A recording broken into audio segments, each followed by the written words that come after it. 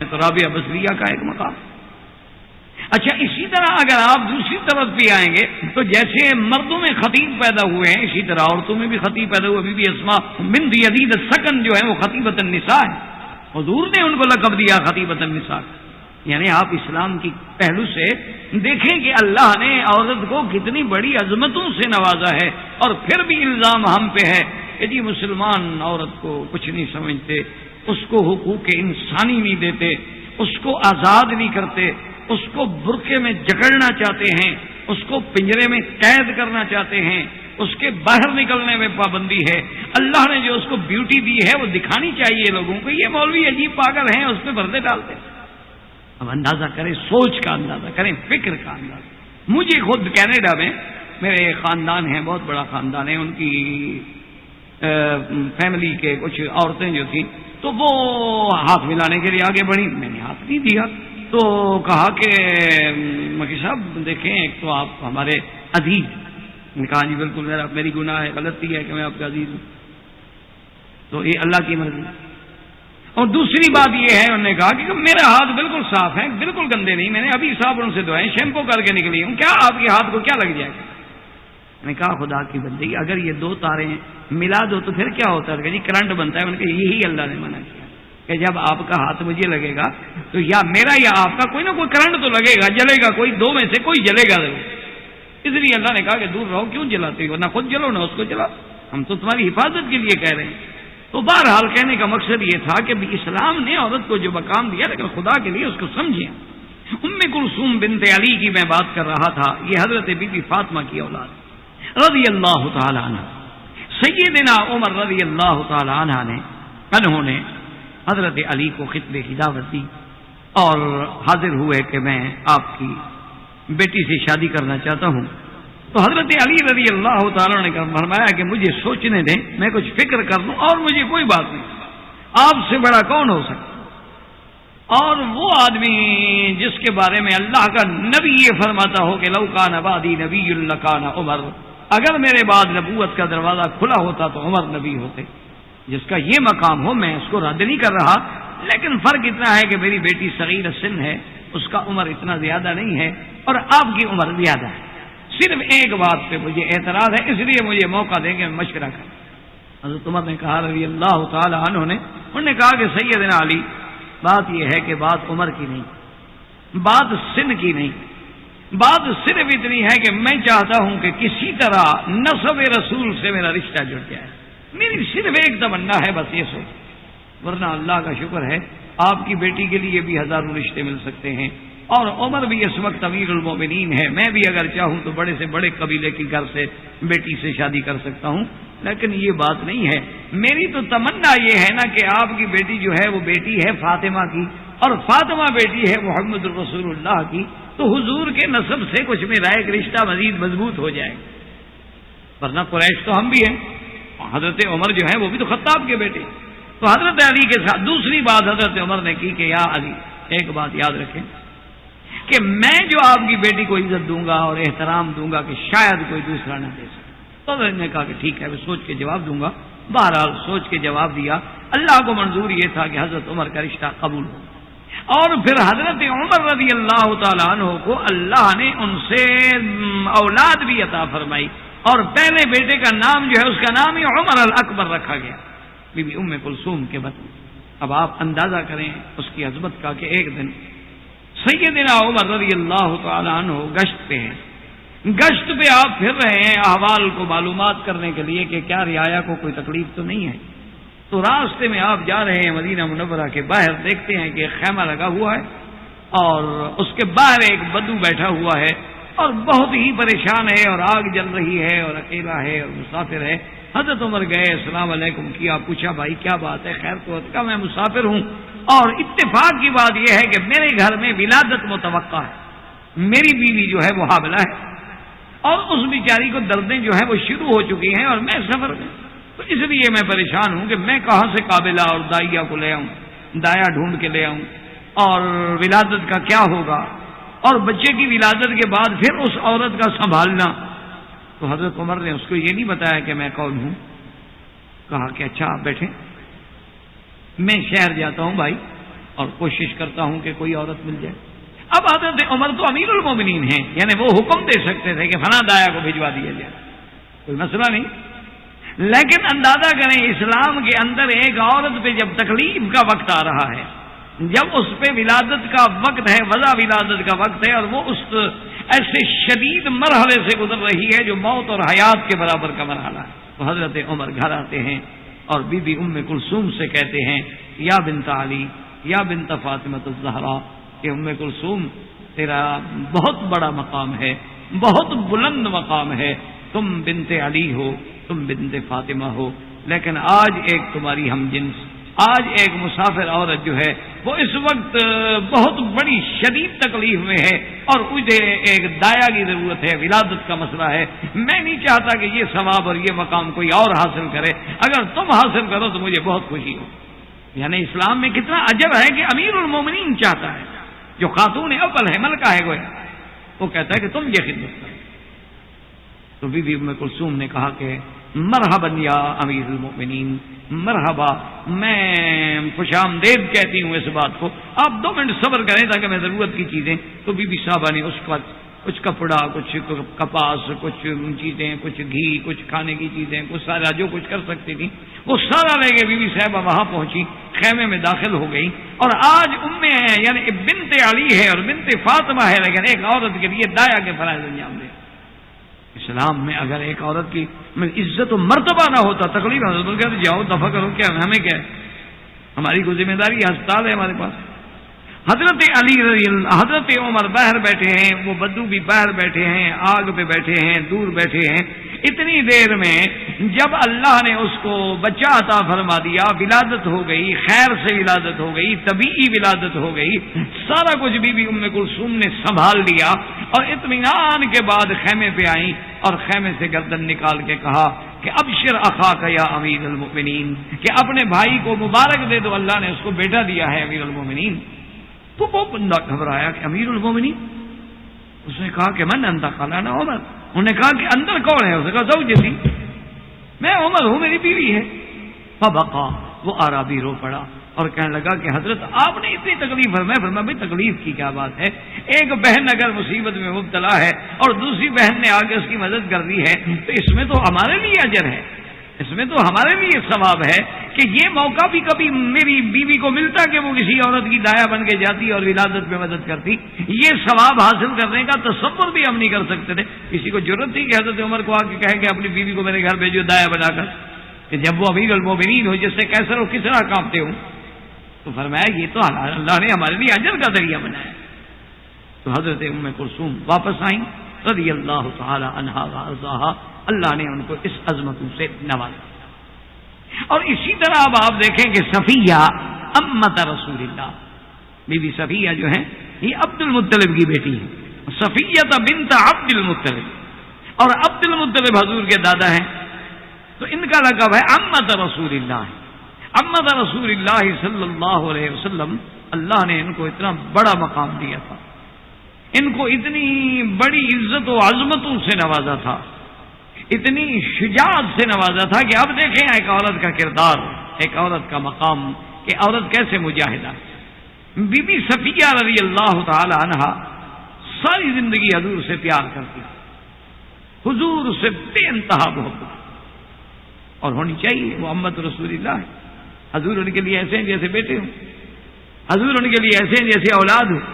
انہوں نے حضور کی ولادت دیکھی، بچپن دیکھا، حضور صلی اللہ علیہ وسلم کی جوانی دیکھی، پھر حضور صلی اللہ علیہ وسلم کا مقام بعثت دیکھا، پھر حضور کو امتحانوں سے گزرتے دیکھا، پھر حضور صلی اللہ علیہ وسلم کو ہجرت پہ جاتے دیکھا، پھر حضور صلی اللہ علیہ وسلم کے مرتبے کو بلند ہوتے ہوئے دیکھا، اور پھر مقام احد میں، جبل احد میں جب جنگ ہو رہی ہے تو آپ اندازہ کریں کہ یہ بی بی صفیہ جو ہیں رضی اللہ تعالی عنہا باقاعدہ اپنے ہاتھ میں نیزہ پکڑ کے کھڑی ہیں، یدافع عن رسول اللہ، حضور کے دشمنوں کو حضور سے دفع کر رہی ہیں، جنگ لڑ رہی ہیں، مجاہدہ ہے. اور اگر کوئی مسلمان بیچارہ شکست کھا کے بھاگتا ہے تو اس کو ڈانٹتی ہے، کہاں بھاگ رہے ہو، اللہ کے رسول کو چھوڑ کے جا رہے ہو.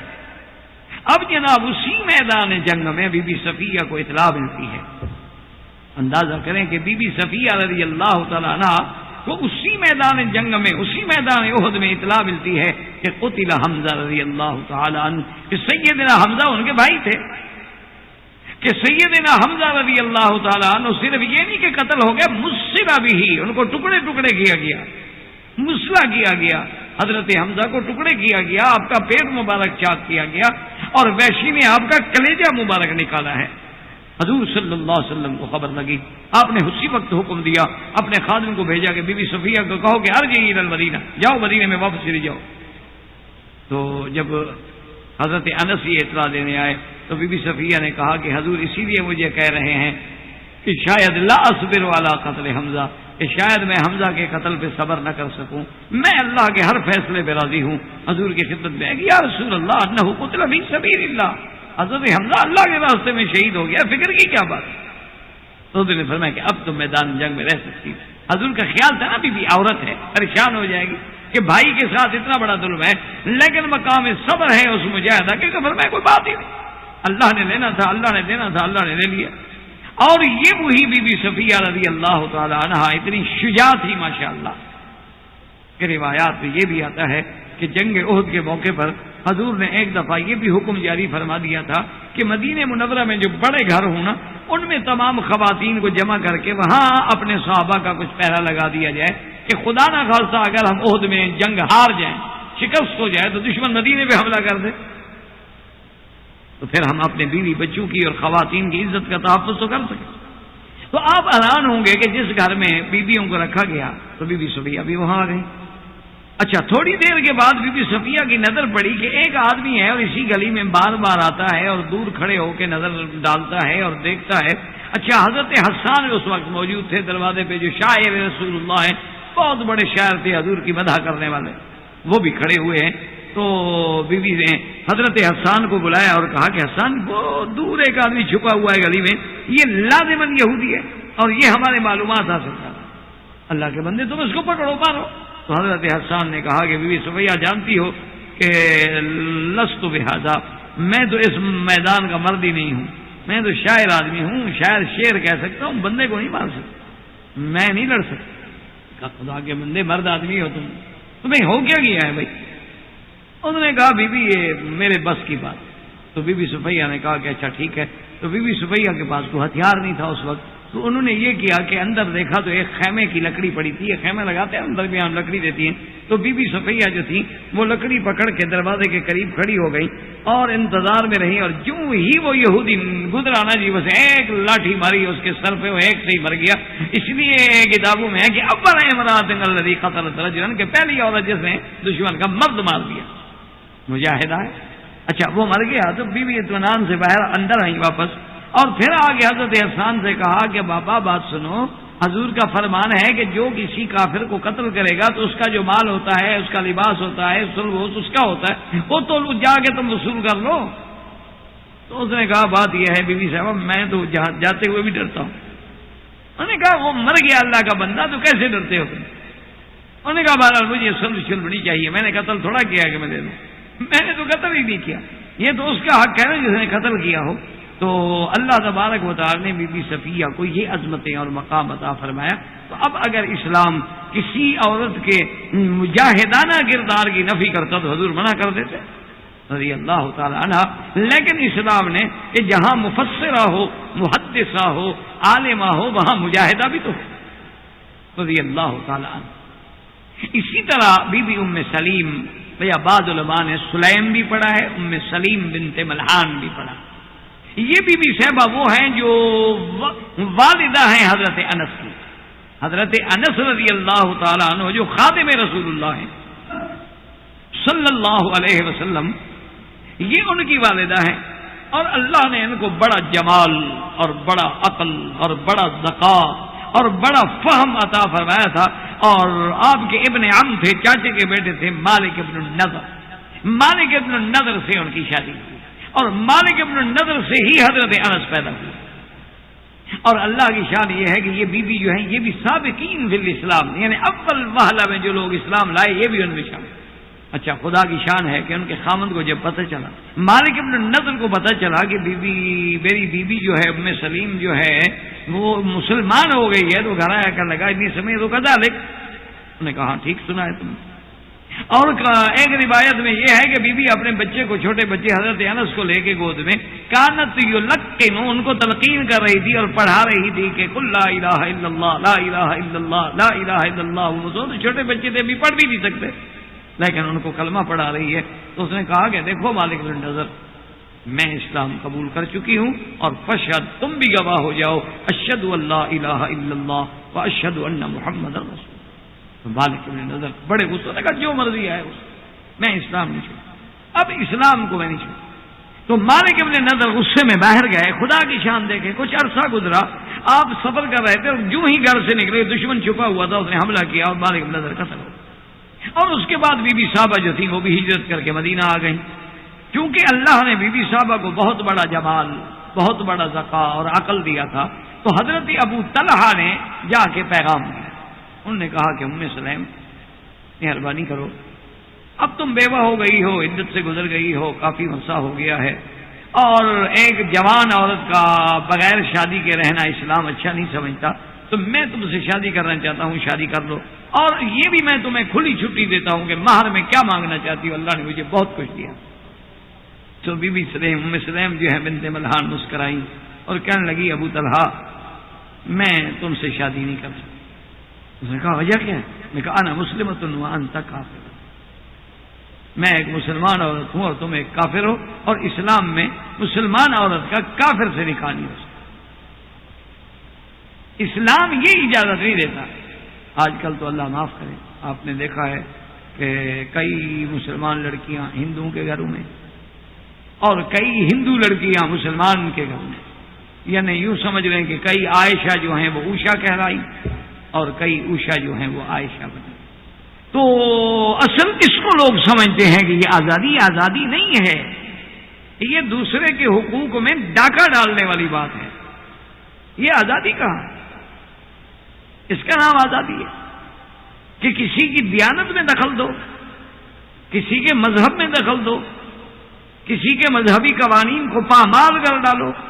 یہ کون سی آزادی ہے؟ تو بہرحال بی بی صاحبہ نے انکار کر دیا. انہوں نے فرمایا کہ انا امرأۃ مسلمۃ وانت رجل کافر، تم ایک کافر انسان ہو، میں تم سے نکاح نہیں کروں.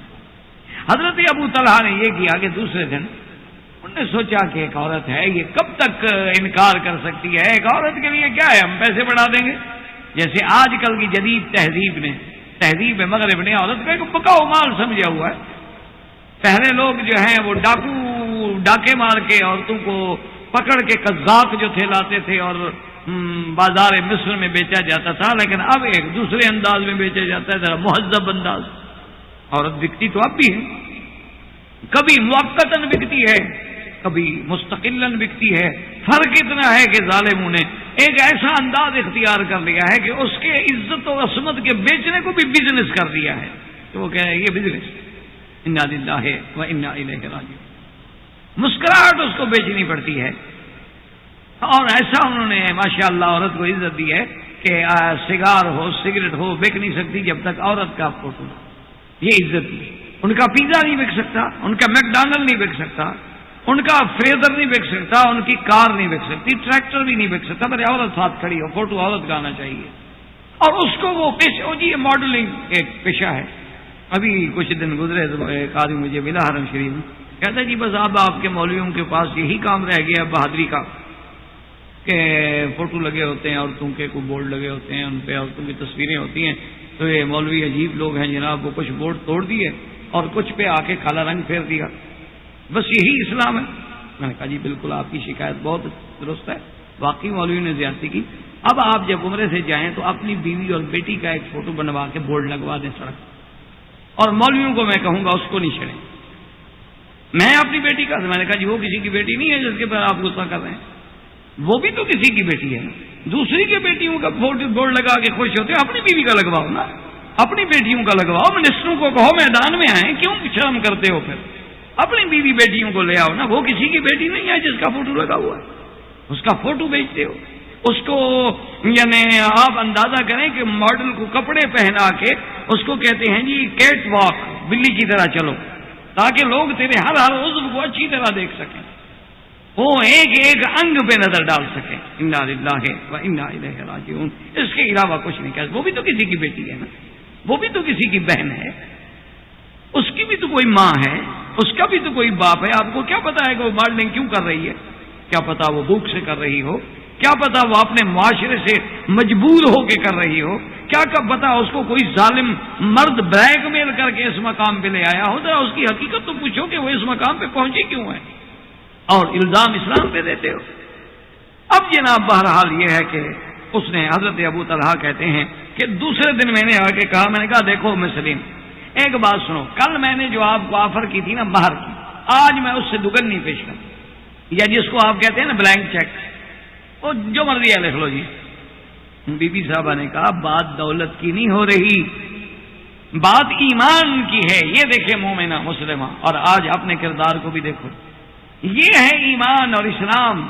کہ اس نے کہا بات دولت کی نہیں ہو رہی, بات پیسے کی نہیں ہو رہی, بات یہ ہے کہ انا امرأۃ مسلمۃ وانت رجل کافر. اس نے کہا بی بی مسلم کوئی حل ہے؟ اس نے کہا بالکل بڑا آسان حل ہے, مسلمان ہو جاؤ. میں کو پیسے لینے کے لیے بھی تیار نہیں, مجھے کسی دولت کی بھی ضرورت ہے, تم کلمہ پڑھ لو, میں شادی کرنے کے لیے تیار ہوں. اس نے کہا کہ اچھا مجھے فکر کرنے دو. سوچا اور دوسرے دن حضور کی خدمت میں آئے اور آ کے کلمہ پڑھا, اشہد ان لا الہ الا اللہ واشہد ان محمد رسول اللہ. اور اس کے بعد سیدھا بی بی ام سلیم کے گھر میں آئے اور کہا کہ ام سلیم ابشری دخلت فی الاسلام, میں اسلام میں داخل ہو گیا ہوں, اور میں نے تمہیں اس لیے کہا تھا کہ مجھے سوچنے دو. میں یہ چاہتا تھا کہ اسلام میں سوچ سمجھ کے داخل ہوں, صرف یہ نہیں کہ جذباتی طور پہ داخل ہو جاؤں. ایک ہوتا ہے نا جی, جیسے آج کل لڑکے لڑکی کہتے ہیں وہ جی میرے لیے مسلمان ہونا چاہتی ہے. وہ جی پہلے تو اسلام اس کو سمجھ نہیں آیا, جناب کے عشق مبارک کے بعد سمجھ آیا. آپ ماشاءاللہ کوئی اسلام کے بہت بڑے مبلغ تھے, آپ اس کو تبلیغ کرتے رہے عشق فرمانے کے بعد, اس لیے وہ بیچاری متاثر ہو گئی ہے, کیونکہ پہلے وہ اسلام کو جانتی نہیں تھی. آپ سے جب سے تعلق ہوا ماشاءاللہ, اور آپ اسلام کے اسکالر تھے ماشاءاللہ, اور آپ نے ملاقاتوں میں جب آپ بیچ پہ بیٹھ کے ملاقاتیں کرتے تھے ماشاءاللہ سمندر کے کنارے پہ, تو اس کو قرآن پڑھاتے تھے آپ ماشاءاللہ. اس لیے وہ بیچاری اسلام لا. یہ جذبات کے فیصلے ہوتے ہیں, یہ جھوٹ ہوتا ہے, کوئی اسلام وہ نہیں قبول کرتی. اسی طرح کوئی مسلمان عورت ہندو نہیں بنتی, الا وہ لوگ کہ جن کے صرف نام مسلمانوں کے ہوتے ہیں, وہ ہندو سے بھی بدتر. تو بہرحال اس نے جب دیکھا سنا اور کہا اپنے بیٹے سے کہ انس میرے بیٹے اب اٹھو, اگر یہ اسلام میں داخل ہو گیا ہے تو میں تمہیں اختیار دیتی ہوں, تم جا کے حضور کے سامنے میرا نکاح کرو, کیونکہ اور تو کوئی ولی وارث تھا نہیں. تو بہرحال حضرت ابو طلحہ سے اس کا نکاح ہونے کے بعد مدینے میں جو بیر روحابی ہے, اسی کو بیرحا بھی کہتے ہیں, کہ بہت بڑا کنواں تھا, بہت میٹھا تھا اور بہت عجیب پانی تھا اس کا. اور یہ جو تھا ابو طلحہ رضی اللہ تعالی نے خریدا ہوا تھا. حضور کی خدمت میں آئے تو حضور یہی آیت پڑھ رہے ہیں, لن تنالوا البر حتى تنفقوا مما تحبون. اگر مقام عظمتوں کو حاصل کرنا ہے تو اپنے محبوب چیز کو اللہ کے راستے میں خرچ کرو. تو حضرت ابو طلحہ کہتے ہیں یا رسول اللہ, میری سب سے محبوب جائیداد جو ہے بیرحا ہے, وانی تصدقت فی سبیل اللہ, میں اللہ کے راستے میں دیتا ہوں.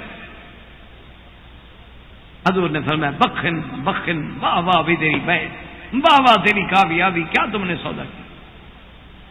اور یہ وہ مرا ہے مسلمہ. حالانکہ دیکھیں آج اگر عورت دیکھے کہ میرا خاوند جو ہے اپنی جائیداد جو ہے دین کے کاموں میں لگا رہا ہے, جو کہ آج عورت ماشاءاللہ جی آزاد ہے نا, پڑھی لکھی ہے, تعلیم یافتہ ہے. پہلے تو بیچاری پڑھی لکھی نہیں تھا, تو آج باقاعدہ وہ کورٹ میں چلی جاتی ہیں, جی والد صاحب ہمارے پاگل ہو گئے ہیں, مسجدیں بنا رہے ہیں, مدرسے بنا رہے ہیں, تاکہ جب مر جائیں تو اولاد کے لیے کوئی جائیداد ہو. تو مہربانی کر کے ان کے اس تصرف پہ قدغن لگایا جائے. اور مجسٹریٹ اسی وقت حکم امتناعی جاری کرتے ہیں کہ جناب یہ کوئی سودا نہیں کر سکتا. لیکن جناب یہی ابو طلحہ رضی اللہ تعالی عنہ جب واپس آتے ہیں تو اپنی بیوی سے جب ذکر کرتے ہیں کہ میں نے وہ جائیداد جو تھی اپنے خیرات کر دی. حضور نے کہا خیرات ایسا کرو کہ رشتہ داروں میں تقسیم کرو. تو کہتی ہے کہ ابو طلحہ تجھے مبارک ہو, تجھے مبارک ہو, تم نے بہت بڑا قدم اٹھایا ہے کہ قرآن کی آیت پہ سن پہ سب سے پہلے عمل کرنے والوں میں شامل ہو. تو یہ بھی وہی بی بی ام سلیم ہیں، ام سلیم بنت ملحان والد انس رضی اللہ تعالی عنہ، حضرت انس جو خادم رسول اللہ صلی اللہ علیہ وعلا آلہ واصحابہ وسلم تسلیما کثیرا کثیرا ہیں، اور یہی وہ بی بی ام سلیم ہیں جن کے معرکے، جن کی قربانیاں، جن کا جہاد اور جن کی عظمتوں کی پوری تاریخ اسلام گواہ ہے۔ لیکن خدا کرے کہ ہمیں ہیرے اور پتھر میں فرق کرنے کی اللہ توفیق عطا فرمائے، کہ ہمیں حق و باطل کے سمجھنے کی توفیق عطا فرمائے، ہمیں صحیح معنوں میں ستاروں کے چمکنے کی اور آتش بازی کی پھول جھڑیوں میں فرق کرنے کی توفیق عطا فرمائے۔ وما علینا الا البلاغ وآخر دعوانا ان الحمد للہ رب العالمین۔ للہ وکفا والصلاة والسلام علی خاتم الانبیاء سیدنا محمد المصطفى وعلى آلہ المجتبى۔ برادران اسلام، واجب الاحترام بزرگوں، دوستوں، بھائیوں، عزیز نوجوانوں، الحمدللہ دروس قرآن فضیلت امارات مسلمہ کے بارے میں جو اللہ کی توفیق سے جاری ہیں، اس ضمن میں اللہ تبارک و تعالی نے جو اپنی مخلوق کے لیے، انسانوں کے بقائے نسل کے لیے، انسانوں کے طہارت نسب کے لیے، انسانوں کو ظاہری اور باطنی پاکیزہ رکھنے کے لیے جو احکام نکاح جاری فرمائے ہیں، اور اس کے بعد پھر طلاق، یہ ایک ایسا عظیم جامع معنی کامل مکمل نظام ہے جس کی کوئی دنیا متبادل پیش نہیں کر سکتی۔ جیسا کہ آپ پڑھ چکے ہیں یا سن چکے ہیں کہ رومی یعنی رومن لاز میں تو شوہر کو یہ حق ہوتا تھا کہ اگر وہ چاہے یعنی کسی حال میں ناراض ہو جائے تو اپنی بیوی کو قتل کرنے کا بھی حق ہے، اس کے خلاف کوئی کارروائی نہیں ہو سکتی۔ اسی طرح یہودیت دیکھ لیں، ان کے نزدیک بھی عورت جو ہے ایک نجس چیز ہے، ناپاک چیز، اور اس سے وہ اتنی یعنی اس کے ایام حیض میں، نفاس میں اتنی دور ہوتے ہیں کہ اس کا کھانا پینا، برتن، ہر چیز الگ، معاشرے سے کاٹ۔ اسی طرح آپ نصرانیوں کی کتابیں دیکھیں، مسیحیوں کی کتابیں دیکھیں، وہ بھی انسان حیران ہوتا ہے، کبھی وہ کہتے ہیں کہ پتہ نہیں یہ عورت انسان بھی ہے یا نہیں، اس میں روح بھی ہے کہ نہیں، کیا ہم اس کو انسان سمجھیں؟ یہ تو برائیوں کا ایک مجسمہ ہے۔ اسی طرح جاہلیت میں آپ دیکھیں کہ جب چاہیں لڑکی کو قتل کر دیں، لڑکی کو زندہ دفن کر دیں، کوئی جرم نہیں، کوئی پوچھنے والا نہیں۔ بیوی پر غصہ آئے، معمولی سے الزام میں قتل کر دیں، کوئی پوچھنے والا نہیں۔ اسی طرح آج جو اپنے آپ کو یورپ یا مشرق جو اپنے آپ کو بہت بڑا یعنی ترقی یافتہ، ترقی پذیر ممالک میں سے اپنے آپ کو شمار کرتے ہیں، جن کو اپنی قوت پہ، طاقت پہ، کلچر پہ، ثقافت پہ ناز ہے، جو حقوق انسانی کے سب سے بڑے چیمپئن ہیں، جو آزادی نسواں کے سب سے بڑے علمبردار ہیں، ان کے ہاں دیکھ لیں کہ کیا عورت کے تحفظ کے لیے کوئی قانون ہے؟ یعنی آپ پوری یہ محض اعتراض نہیں، بلکہ آپ جب اپنے ملکوں میں جائیں تو آپ کے جو لوگ قانونی ماہرین ہیں، آپ ان سے پوچھیں کہ کیا ان کے نزدیک عورت کا کوئی مقام، کوئی تحفظ، کوئی اس کی عزت و عصمت کا خیال، بس انہوں نے ایک آزادی اس قسم کی دے دی ہے کہ کوئی عورت کو مرد بنا دیا ہے۔ جتنے حقوق ہیں وہ اس کو بحیثیت ایک مرد کے دے رہے ہیں، بحیثیت ایک عورت کے نہیں۔ اسی طرح ان کے نزدیک جو نعوذ باللہ معاشرے میں فسق و فجور کی انتہا ہو گئی ہے، کھلے عام بے حیائی ہے، فحاشی ہے، عریانی ہے، اختلاط ہے، اس کا نتیجہ یہ نکلا ہے کہ لاکھوں، ایک دو نہیں، لاکھوں کنواری مائیں یعنی شادی نہیں ہوئی اور ماں بن گئی، اسی طرح لاکھوں لڑکے یعنی آپ حیران ہوں گے کہ 2 سال، 3 سال، 4 سال فرینڈ کے ساتھ رہ رہی ہے اور کوئی نکاح نہیں، کوئی شادی نہیں، وہ شادی کرنے کے لیے تیار ہی نہیں۔ بھائی تم کیسے رہ رہے ہو؟ فرینڈ ہے، میرا دوست ہے، ہم ایک دوسرے کو سمجھ رہے ہیں، 5 سال سے کٹے ہیں، اس کے بعد عورت کا بچہ کیا ہے کہ وہ کیا سمجھ رہا ہے؟ یعنی اندازہ فرمائیں۔ حالانکہ وہی لوگ جو اسلام کے ان باتوں پہ اعتراض کرتے ہیں نا جی، ان کو بھی کسی نہ کسی شکل میں ان کے مصنفین کو، ان کے پڑھے لکھے لوگوں کو آخر اعتراف کرنا پڑتا ہے کہ جو اسلام کا نظام ہے اس کا ہم کوئی مقابلہ نہیں۔ تو اب اس پہ غور کریں کہ اسلام نے جب زنا کو حرام قرار دے دیا ہے، یعنی جو کسی غیر محرم عورت پہ آپ کو نظر ڈالنے کی اجازت نہیں دیتا تو اس کو چھونے کی اجازت کیسے لے گا؟ یعنی اس کے تحفظ کا اتنا بڑا اسلام علمبردار ہے.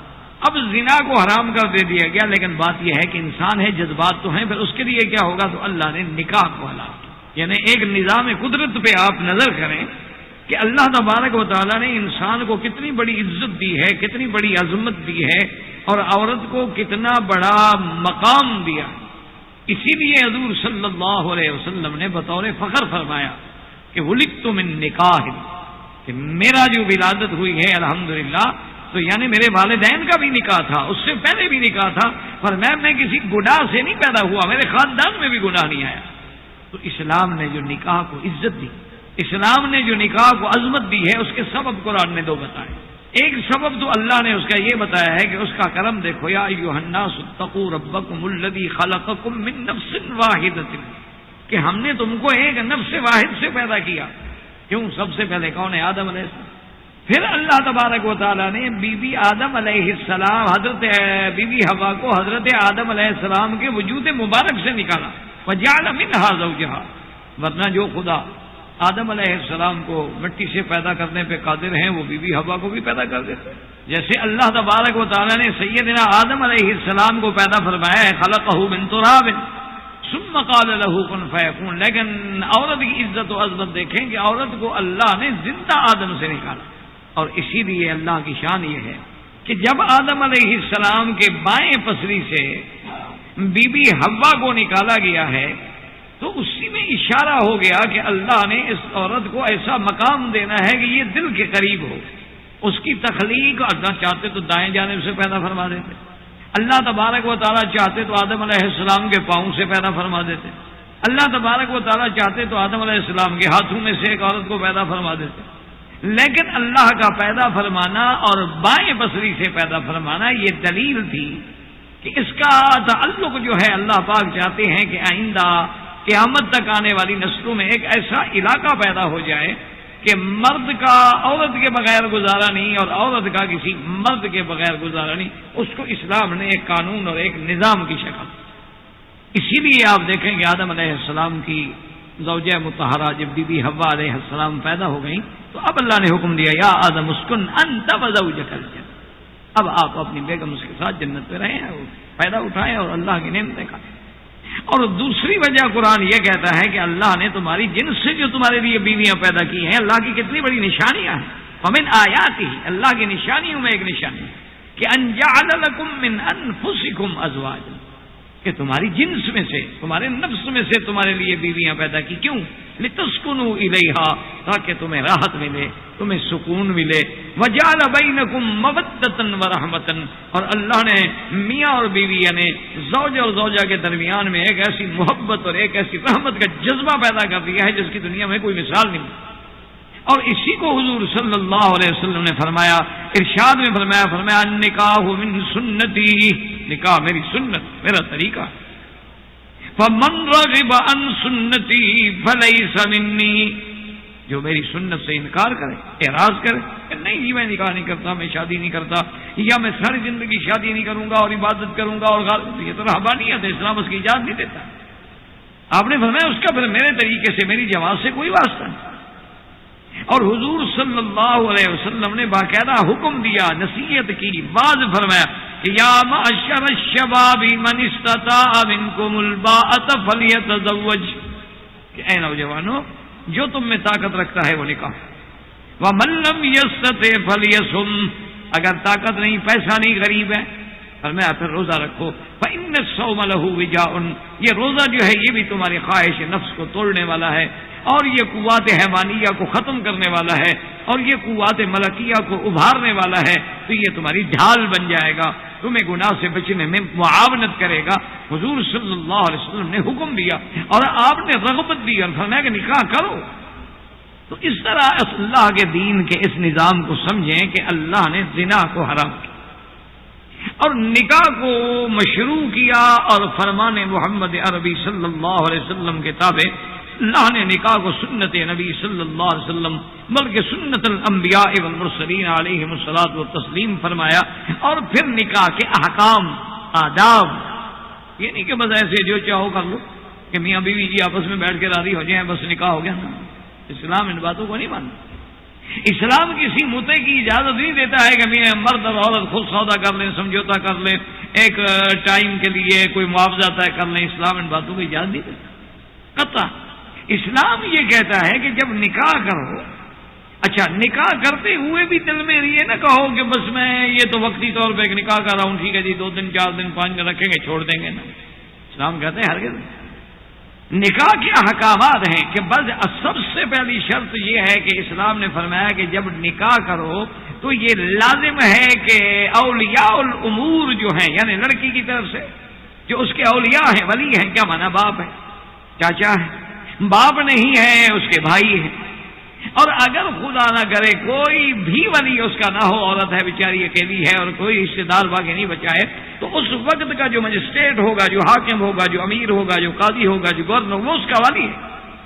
کہ جب تم نکاح کرو تو ولی الامر اولیاء, اسی لیے بلکہ ایک حدیث میں تو نفی آ گئی کہ لا نکاح الا بولی, کہ جب تک ولی نہ ہو نکاح ہوتا ہی نہیں. اسی لیے بعض ائمہ کرام رحمت اللہ علیہم تو کہتے ہیں کہ اگر لڑکی اور لڑکا اپنی منشے سے نکاح کر رہے ہیں لیکن اولیاء الامور ان کے والدین کا علم ہی نہ ہو یا راضی نہ ہو, کہتے ہیں نکاح ہوگا ہی نہیں, لا نکاح ہو, کہتے ہیں نفی ہو. امام ابو حنیفہ رحمۃ اللہ علیہ کے اس بارے میں جو کہتے ہیں کہ وہ قائل ہیں, ان کا مقصد بھی یہ نہیں, وہ بھی کہتے ہیں کہ ولی کے بغیر نکاح نہ کرو. وہ ایک الگ مسئلہ ہے کہ اگر ایک لڑکی نے ایسا کر لیا تو کیا یہ زنا ہوگا, اس پہ حد جاری ہوگی. تو امام صاحب کہتے ہیں کہ بھی حد تو جاری نہیں ہوگی, اس لیے کہ بہرحال ان نے غلطی تو کی ہے, سنت کی خلاف ورزی تو کی ہے, لیکن نکاح تو کیا ہے, گواہ تو موجود ہے, اعلان تو موجود ہے.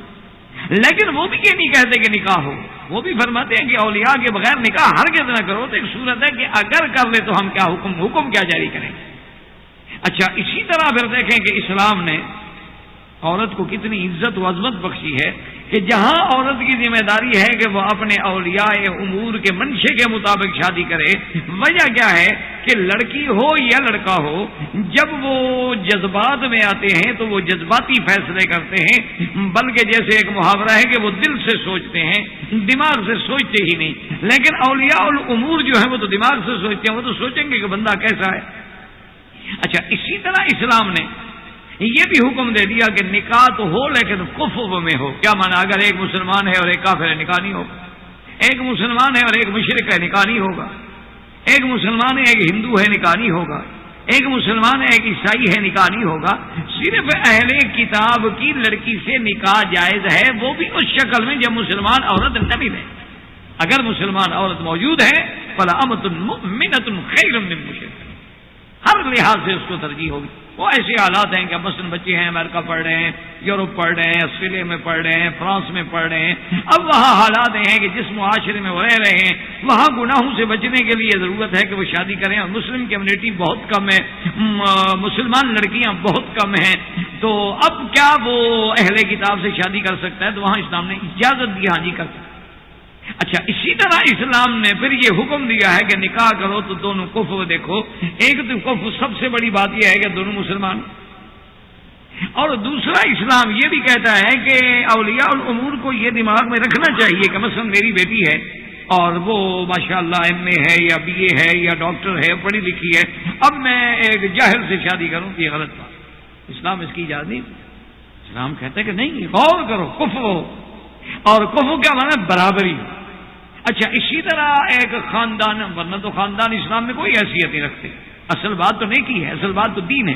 لیکن بہرحال معاشرے میں ایک بات تو آ گئی ہے نا کہ یہ اونچے خاندان ہے, یہ بڑے خاندان ہے, یہ چھوٹے خاندان ہے, یہ درمیانی خاندان ہے, تو اس میں بھی برابری کی کوشش ہو. کیونکہ اگر اونچ نیچ ہوگی تو پھر بھی رشتہ نبھے گا نہیں. کیا مثال کے طور پر ایک بڑا آدمی ہے اور ایک غریب گھر کی لڑکی, وہ اس کے حسن کو دیکھ کے, جمال کو دیکھ کے فریفتہ ہو گیا, شادی تو کر لیکن نبھے گی نہیں, کیونکہ وہ لڑکی اس کی تہذیب میں بیچاری فٹ ہی نہیں آ سکتی. یا اسی طرح ایک بڑے خاندان کی لڑکی ہے, اس کی آپ نے ایک دیہاتی سے, ایک اجڑ یعنی بالکل جانگلی آدمی سے شادی کر دی, ظلم ہے. اسلام اس کی اجازت نہیں دیتا ہے. جہاں اسلام والدین کو یہ حق دیتا ہے, اولیاء الامور بتاتا ہے, وہاں والدین کو یہ پابند کرتا ہے کہ اپنی لڑکی کی رضامندی بھی پوچھو. یہ نہیں ہے کہ چونکہ تم والد ہو کر جو مرضی آئے کر دو. جیسے کہ ہمارے انڈو پاک میں تو عورت کے با حیا ہونے کا مطلب یہ ہوتا ہے وہ جی عورتیں بھی شریف عورت بھی بولتی ہے، مانا نہیں ہے۔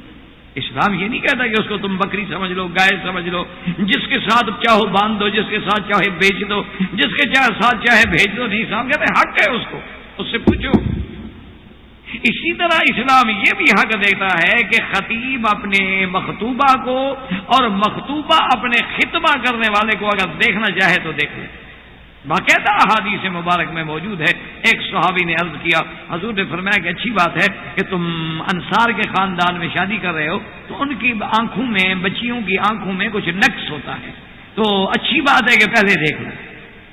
اسی طرح اگر نسبی فرق ہے، مثلا ایک اعلیٰ نسب ہے اور ایک، تو وہاں بھی کوشش کرے گا نہیں کم از کم برابر۔ اب دیکھیں نا کہ حضور صلی اللہ علیہ وسلم کے پھپھی زاد بیٹی ہے، بی بی زینب ہے، اور حضور کے حکم سے حضرت زید سے نکاح ہوا۔ حالانکہ حضرت زید رضی اللہ تعالیٰ عنہ غلام نہیں ہے، لیکن اتفاق کی بات ہے کہ ان لوگوں کو زبردستی غلام بنا کے بیچ دیا گیا حضور صلی اللہ علیہ وسلم کے، اور پھر حضور نے بیٹا بنا لیا۔ اس سے بڑا کوئی شرف ہے کہ جو آدمی حضور کا بیٹا ہو۔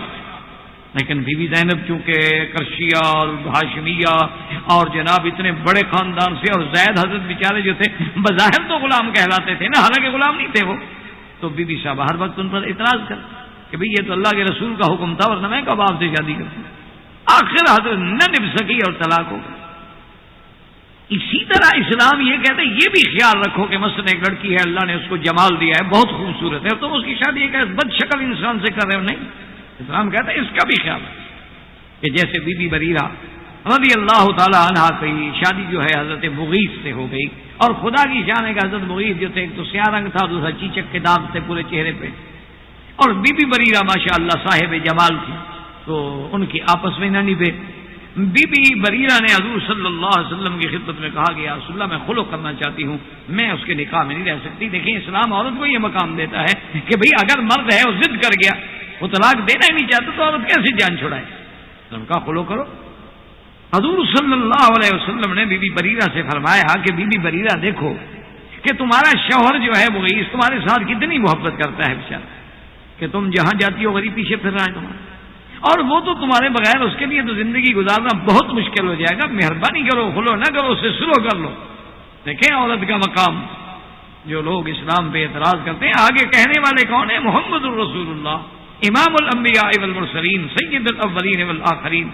حضور فرماتے ہیں کہ تیرے خاوند کے ساتھ سلو کر لو۔ اس نے کہا یا رسول اللہ، دیکھیں نا کہ عورت کتنی سمجھدار ہے، اس نے کہا یا رسول اللہ یہ آپ کا حکم ہے کہ میں سلو کر لوں مغیث سے، یا آپ کا مشورہ؟ ایک تو ہے کہ آپ کی رائے مشورہ، ایک ہے کہ آپ کا حکم ہے۔ اگر تو یہ آپ کا حکم ہے تو پھر تو میری چاہے گردن کٹ جائے، اللہ کے نبی کے حکم کی خلاف ورزی کیسے کر سکتی ہوں، میں ہر حال میں زندگی گزار دوں گی۔ آپ نے فرمایا کہ نہیں۔ دیکھیں اندازہ کریں یہ ہے اسلام کی نزاکت کہ اللہ کا پیغمبر جہاں ایک عورت کو ٹھیس پہنچ رہی ہے وہاں حکم نہ کہتے میرا حکم ہے، میں نے کہہ جو دیا ہے۔ دیکھو نا آج تو آپ کا بڑا آدمی یا آج آپ کا کوئی بڑا حاکم چاہے غلط بات بھی کہتے ہو، کہتے ہیں دیکھو جی بات سنو میں نے جو کہہ دیا ہے۔ حضور فرماتے ہیں کہ نہیں بریرہ بات یہ نہیں ہے، میرا حکم بالکل نہیں ہے، میری رائے ہے، میرا مشورہ ہے، کیونکہ میاں بیوی نے زندگی گزارنی ہے، حکم سے تو نہیں گزاری جا سکتی۔ کبھی حکم سے بھی زندگیاں گزرتی ہیں، کبھی آرڈر سے بھی زندگیاں گزرتی ہیں۔ کتنے لوگ ہیں کورٹوں میں فیصلے ہو جاتے پھر بھی کچھ نہیں ہوتا، کتنے لوگ ہیں کہ خاوند کے حق میں فیصلہ ہو گیا بیوی پھر بھی دی جاتی۔ یہ تو مراحل ہیں دو دلوں کے کہ دونوں کی مفاہمت ہو، اعتماد ہو، محبت ہو، رضامندی ہو، پھر زندگی کی گاڑی چلے گی۔ حضور نے فرمایا بالکل میرا حکم نہیں، مشورہ ہے۔ اس نے کہا یا رسول اللہ اگر مشورہ ہے نا تو پھر میں قبول نہیں کرتا۔ حضور نے فرمایا بات کیا ہے بریرہ نے کہا یا رسول اللہ آپ نے دیکھا نہیں ہے، میں جب اس کو دیکھتی ہوں تو میرے دل میں نفرت آئے، تو ایک آدمی کی شکل دیکھ کے جب نفرت آ جائے تو میں اس کے حقوق کیسے ادا کروں، اس کی بیوی کیسے بنوں، اس کے ساتھ ایک فراش میں زندگی، میں تو شکل دیکھنے کے لیے تیار نہیں۔ تو جب دل میں نفرت ہوگی تو میں حقوق کیسے ادا کروں گی، اور اگر حقوق ادا نہ کروں تو بیوی بننے کا فائدہ کیا ہے بھائی؟ اس لیے فرمایا کہ یا رسول اللہ مشورہ میں قبول نہیں کر سکتی۔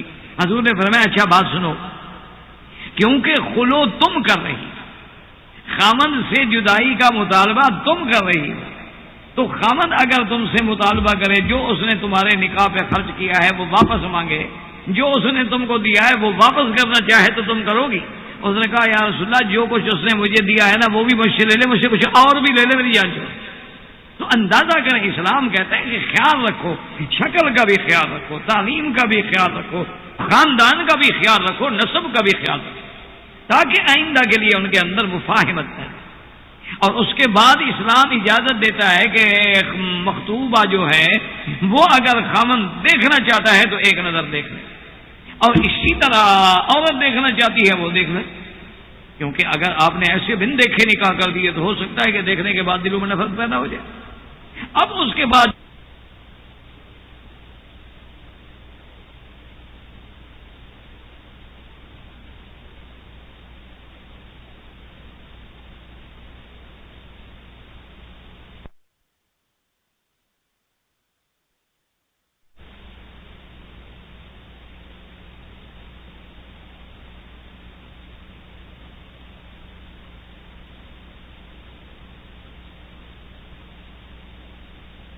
وہ واپس کرنا چاہے تو تم کرو گی؟ اس نے کہا یا رسول اللہ جو کچھ اس نے مجھے دیا ہے نا وہ بھی مجھ سے لے لے، مجھ سے کچھ اور بھی لے لے، میری جان چاہے۔ تو اندازہ کریں، اسلام کہتا ہے کہ خیال رکھو، شکل کا بھی خیال رکھو، تعلیم کا بھی خیال رکھو، خاندان کا بھی خیال رکھو، نسب کا بھی خیال رکھو، تاکہ آئندہ کے لیے ان کے اندر مفاہمت ہے۔ اور اس کے بعد اسلام اجازت دیتا ہے کہ مخطوبہ جو ہے وہ اگر خامن دیکھنا چاہتا ہے تو ایک نظر دیکھ لے، اور اسی طرح عورت دیکھنا چاہتی ہے وہ دیکھ لے، کیونکہ اگر آپ نے ایسے بن دیکھے نکاح کر دیے تو ہو سکتا ہے کہ دیکھنے کے بعد دلوں میں نفرت پیدا ہو جائے۔ اب اس کے بعد جناب یہ ہے کہ یہ نہیں ہے کہ جو آج کل ہمارے ہاں ایک رواج بن گیا ہے نا جی کہ اللہ معاف فرمائے، یہ اسلام کے خلاف چیزیں ہیں کہ جی پہلے وہ آئیں گے اور دیکھیں گے اور اس کے بعد جناب وہ جب راضی ہوں گے تو پھر شبقہ کہلائے گا، پھر یہ منگنی کہلائے گی، پھر یہ مہندی کہلائے گی، اور پھر یہ ہے وہ کہتے ہیں جی کہ خامند فون کر رہا ہے اور خامند بلا رہا ہے اور کٹھے بیچ میں جا رہے ہیں اور ہوٹلوں میں جا رہے ہیں۔ اسلام اس کی اجازت نہیں۔ یہ کیا منگنی اور کیا انگوٹھی اور یہ کیا رسم ہے؟ یہ تو ساری رسوم ہے، یہ تو سارے رواج ہیں ہر معاشرے کے۔ اسلام ان باتوں کی اجازت نہیں دیتا ہے۔ اور پھر اس کا ابھی نکاح نہیں ہوا ہے، وہ کون ہوتا ہے غیر محرم کو انگوٹھی پہنانے والا؟ اسلام اس وقت اجازت دے گا اس کو کہ جب باقاعدہ شرعاً اس کا نکاح ہو جائے گا۔ تو اب جناب اسی طرح آپ اسلام کا دوسرا آپ حکم دیکھیں کہ اگر نکاح ہونا ہے تو اسلام کہتا ہے ان شرائط کے باوجود بھی نکاح کا اعلان ہو۔ یہ چوری چھپے والا نکاح نہیں، یہ لو میرج یا سول میرج یا کولڈ میرج نہیں، اسلام کہتا ہے اعلان کرو، اور نکاح مسجد میں ہو تو زیادہ افضل، کیونکہ بہت بڑی ذمہ داری۔ ایک تو مسجد ہے، نمازی ہوں گے، اور پھر گواہ وہ لوگ ہوں گے جو اللہ کے دین پر چلنے والے ہیں، نماز پڑھنے والے ہیں، خدا سے ڈرنے والے ہیں۔ دوسری بات یہ ہے کہ ایک متبرک مقام ہے، مقدس مقام ہے، وہاں بیٹھ کر جب نکاح ہوگا تو لازماً انشاءاللہ خیر و برکت ہوگی۔ اور نکاح کے لیے بھی یہ شرط ہے کہ باقاعدہ عالم ہو جو خطبہ پڑھے، اور خطبے میں وہ قرآن و حدیث کی وہ آیات مبارک پڑھے جن کا تعلق نکاح سے، اور پھر اس کے لیے خطبے کے بعد جب ایجاب و قبول ہو تو اولیاء الامور بھی موجود ہوں یا ان کے وکیل شرعی بھی موجود ہوں، اور جب ایجاب و قبول ہو تو شہود اور گواہ بھی موجود ہوں۔ یہ تمام اسلام کیوں پابندی کر رہا ہے کہ عورت عزت و احترام سے کسی کے گھر میں جائے؟ یہ تو نہیں ہے کہ جی ہم نے آپس میں بس بات چیت کر لی تھی۔ اچھا، ایسی حرکتوں کو اب آپ حیران ہوں گے نا کہ وہ معاشرہ، اب آپ نے دیکھا تھا، پڑھا ہوگا جب یہ آپ کے کلنٹن صاحب کا جو اسکینڈل بنا تھا، تو وجہ کیا ہے؟ یعنی وہ بھی اس بات پہ آ گئے کہ جو آدمی پریزیڈنٹ بن جائے، وزیر اعظم بن جائے، منسٹر بن جائے، چیف جسٹس بن جائے، بڑے عہدے پہ آ جائے، وہ کہتے ہیں وہ گناہ نہ کرے، یہ گندا کام ہے، اس کی بے عزتی ہے۔ یعنی وہ بھی یہ بات ماننے پہ آ گئے کہ یہ کام تو گندا ہے، لیکن چونکہ جب عام آدمی ہے تو چلو ٹھیک ہے، کوئی بات نہیں، لیکن جب وہ عہدے پہ آ رہا ہے، کوئی لیڈر بننا چاہتا ہے، پبلک کا عہدہ لینا چاہتا ہے، اس کو اجازت نہیں کہ ایسی حرکتیں کریں۔ تو اسلام تو سب کو عزت دینا چاہتا ہے، وہ کہتے ہیں نہ یہ حرکتیں پہلے جائز ہیں، نہ عہدے کے بعد جائز ہیں، نہ عہدے سے قبل جائز۔ تو اب جناب یہ ہے کہ اعلان نکاح ہو، باقاعدہ خطبہ ہو، باقاعدہ شہود ہوں، دونوں کی رضامندی، اور اس کے بعد یہ ہے اسلام کہتا ہے کہ نہیں، اس کے لیے صداق بھی ہو۔ صداق کا کیا معنی ہے؟ یعنی حق المال۔ اس کو صداق کیوں کہتے ہیں کہ یہ دونوں کی صداقت کا اور دونوں کے آپس میں مودت کا سبب بن رہا ہے۔ یہ پیسے جو ہے نا، یاد رکھو، بعد مخالفین کہہ دیتی ہیں نا اسلام دشمن، وہ جی دیکھیں عورت کو عورت کی قیمت لگائی دی، عورت کی قیمت نہیں، یہ تکریم ہے، احترام ہے، عزت ہے. اور پھر کسی عہد اور معاہدے کو پکا کرنے کے لیے گویا کہ ایک قسم کا اقدام ہے. اور ساتھ اسلام نے یاد رکھیں کہ یہ بھی بتلا دیا ہے کہ اگر مہر تھوڑی ہو اور دونوں راضی ہوں تب بھی ٹھیک ہے، اور اگر مہر کوئی زیادہ دینا چاہتا ہے تب بھی جائز ہے. حتیٰ کہ بعض صحابہ سے یہ بھی روایات میں آتا ہے، انہوں نے کہا کہ میں نے جب اپنی بیوی کے لیے مہر دیا تو بعد میں اس زمانے میں اس نے 1 لاکھ کا بیچا باپ، ورنہ حضور نے ساتھ یہ بھی نصیحت فرما دی کہ اچھی عورت وہ ہوتی ہے کہ جس کا مہر زیادہ نہ ہو، مہر کم ہو، تاکہ آسانی ہو، شادی کرنے کے لیے آسانی ہو، ان کے لیے مشکلات کا ذریعہ نہ بنے. اور یہ بھی یاد رکھیں کہ مہر جو ہے یہ خالص اس بیوی کا حق ہے، اس کے والدین کا یا ماں کا یا باپ کا یا بھائیوں کا، ان سب کے لیے وہ پیسہ حرام ہے ماں اس لڑکی. یہ جو ہمارے بعض معاشروں میں عجیب رواج، بعض لوگ اپنی لڑکیوں کے پیسے لیتے ہیں باقاعدہ، اور طے ہوتا ہے کہ جی ہم 2 لاکھ لیں گے، 3 لاکھ لیں گے، 4 لاکھ لیں گے، 5 لاکھ لیں گے. اور بعض الٹ کہ اگر کسی اچھے گھر میں آپ شادی کرنا چاہتے ہیں، رشتہ کرنا چاہتے ہیں، لڑکے والے یہ شرط کرتے ہیں کہ جی ہم لڑکی تب قبول کریں گے کہ جہیز میں کیا لائے گی. بلکہ اب تو یہ رواج ہو گیا ہے کہ لڑکے والے خود جہیز کی فہرست بھیجتے ہیں. اس کی پوزیشن کو دیکھ کر یہ بڑے گھر کی لڑکیوں کہیں گے جی ہمیں تو کار بھی ہو، فریج بھی ہو، ٹی وی بھی ہو، گھر کا پورا فرنیچر، گھر کے تمام لوازمات، یعنی وہ لڑکی بھی دیں اور ان کو سارا سامان. یہ مسئلہ شرعاً سوچ لیں کہ جو لڑکی سے بطور جہیز مطالبہ کر کے لیا جاتا ہے وہ خالص حرام ہے خامد کے لیے اور خامد کے خاندان کے لیے. اس کا لینا حرام، استعمال کرنا حرام، وہ تو ظلم ہے. حتیٰ کہ شادی کے دن یعنی لڑکی والوں کے گھر سے کھانا کھانا فقہا کہتے ہیں کہ ناجائز، کہ بھئی وہ لڑکی تمہیں دے رہے ہیں، ان کے لیے تو آج ایک ایسا وقت ہے کہ جو بچی پیدا ہونے کے بعد 18 سال یا 20 سال یا 19 سال یا 25 سال جب اللہ کسی کا مقدر کرے تو اس نے اس گھر میں گزارا ہے، آج ان سے وہ جدا ہو رہی ہے، آج اپنے والدین اور ماں باپ کے گھر کو چھوڑ رہی ہے، ان پر تو ایک صدمے کا دن ہے، صدمے والے دن وہ تمہارے لیے کھانے کا انتظام کریں. اسلام یہ حکم دیتا ہے کہ حق المہر ہو، اور افضل یہ ہے کہ جیسے کہ حضور صلی اللہ علیہ وسلم کی بنات یا ازواج کی 20 دینارا او 100 درہم، 200 درہم یا 20 دینار، ورنہ اس سے زیادہ بھی دے سکتے ہیں، جیسے ام حبیبہ کو 400 دینار دیے تھے نجاشی نے. اچھا اس سے کم بھی دے سکتے، اس سے کم پر بھی اگر آپ میاں بیوی راضی ہیں، کیونکہ مقصود تو ایک ہدیہ ہے، ایک اکرام ہے کہ عورت کا اکرام ہو، عورت کی تکریم ہو، اور انسان اپنی صداقت کی گواہی دیتا ہے، کیونکہ مال خرچ کرنا تو بہت مشکل ہے نا. کیونکہ آج کل آپ تو محاورہ جانتے ہیں، ہندو پاک میں بڑا مشہور محاورہ ہے کہ بھی چمڑی جائے تو جائے پر دمڑی نہ جائے نا. اسی لیے قرآن مقدس نے بھی جہاں آپ دیکھیں نا انما اموالکم و اولادکم فتنہ، مال کو مقدم کیا ہے کہ مال و اولاد، یعنی مال تو آدمی کو اولاد سے بھی زیادہ مقدم ہے. جاہدوا باموالکم وانفسکم، مال اور نفس سے جہاد کرو، کیونکہ اللہ جانتے ہیں کہ مال خرچ کرنا بڑا مشکل ہے. آدمی جا کے جہاد میں جان دے دے گا لیکن کہو پیسے دو تو پھر بڑا مشکل. 2.5% زکوٰۃ دینے کے لیے بھی 1400 مسئلے پوچھتا ہے کہ جی ہے تو بڑا مسئلہ کہ اب دیکھیں نا کہ مثلا ہم نے ایک پلاٹ لیا ہے 1 لاکھ کی اس کی قیمت ہے، 2.5% ہم نے زکوٰۃ دینی ہے، 10 سال نہ بکی اور ہم پیسے دیتے ہیں تو پلاٹ تو گیا ہمارا، وہ ہے کہ پیسے تو سارے زکوٰۃ میں چلے گا. بڑی تکلیف ہوتی ہے بیچارے. تو اسی طرح ایک مسئلہ سمجھیں کہ نکاح ہو، حق المہر کا تعین ہو، اور حق المہر میں افضل یہ ہے کہ وہ معجل ہو، یعنی پہلے دی جائے. اگر معجل ہو، دیر سے دی جائے تب بھی جائے. اچھا اب اسلام ہمیں یہ حکم دیتا ہے کہ جب تم نکاح کرو تو کیا دیکھو.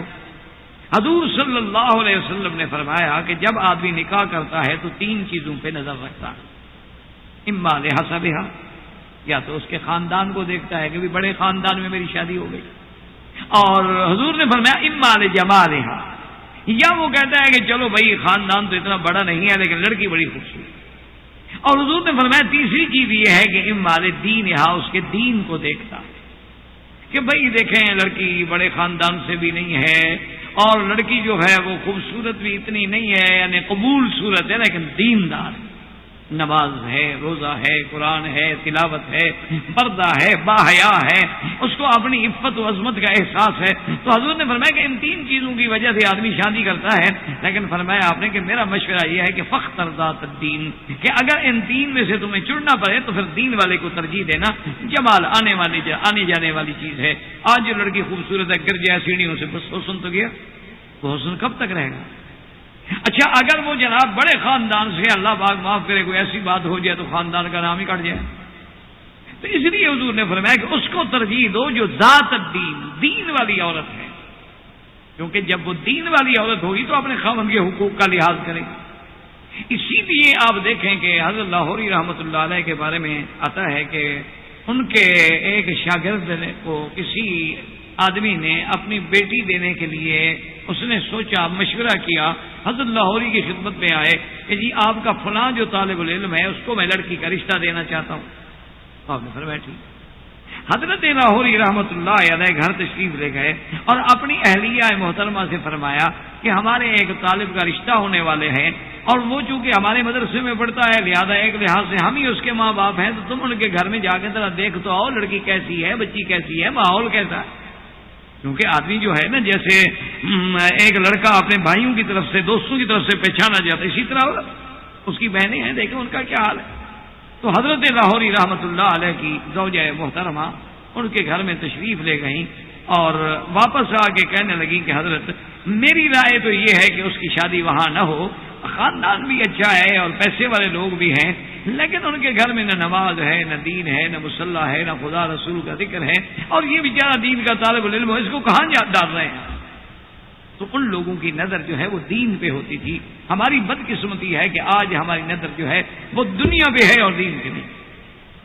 اور یہی وہ وجہ ہے کہ جب ہم نے دنیا کو سامنے رکھ لیا ہے اور دین کو چھوڑ دیا تو انجام دیکھ رہے ہیں.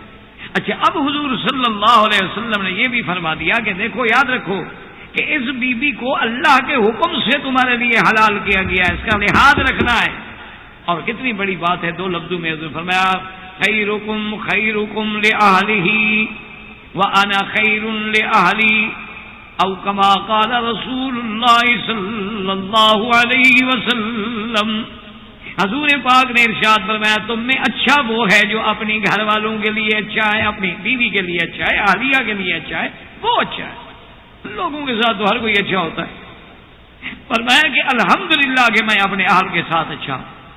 اچھا اور اسی طرح دیکھیں گے اسلام کتنی جامع چیز ہے کہ آپ کو مبارکباد دینے کا طریقہ بھی سکھاتا ہے کہ یہ نہیں ہے جیسے ہم لوگ مبارکیں دیتے ہیں جی وہ پھول ڈال رہے ہیں گلے میں اور اس کے بعد جناب نقارے بجا رہے ہیں اور جناب دھمال ڈالے جا رہے ہیں اور رنگ پھینکے جا رہے ہیں. یہ تو ساری کافروں کی رسمیں ہیں، یہ تو ہندوؤں کی رسمیں. ان کا تو اسلام سے کوئی تعلق.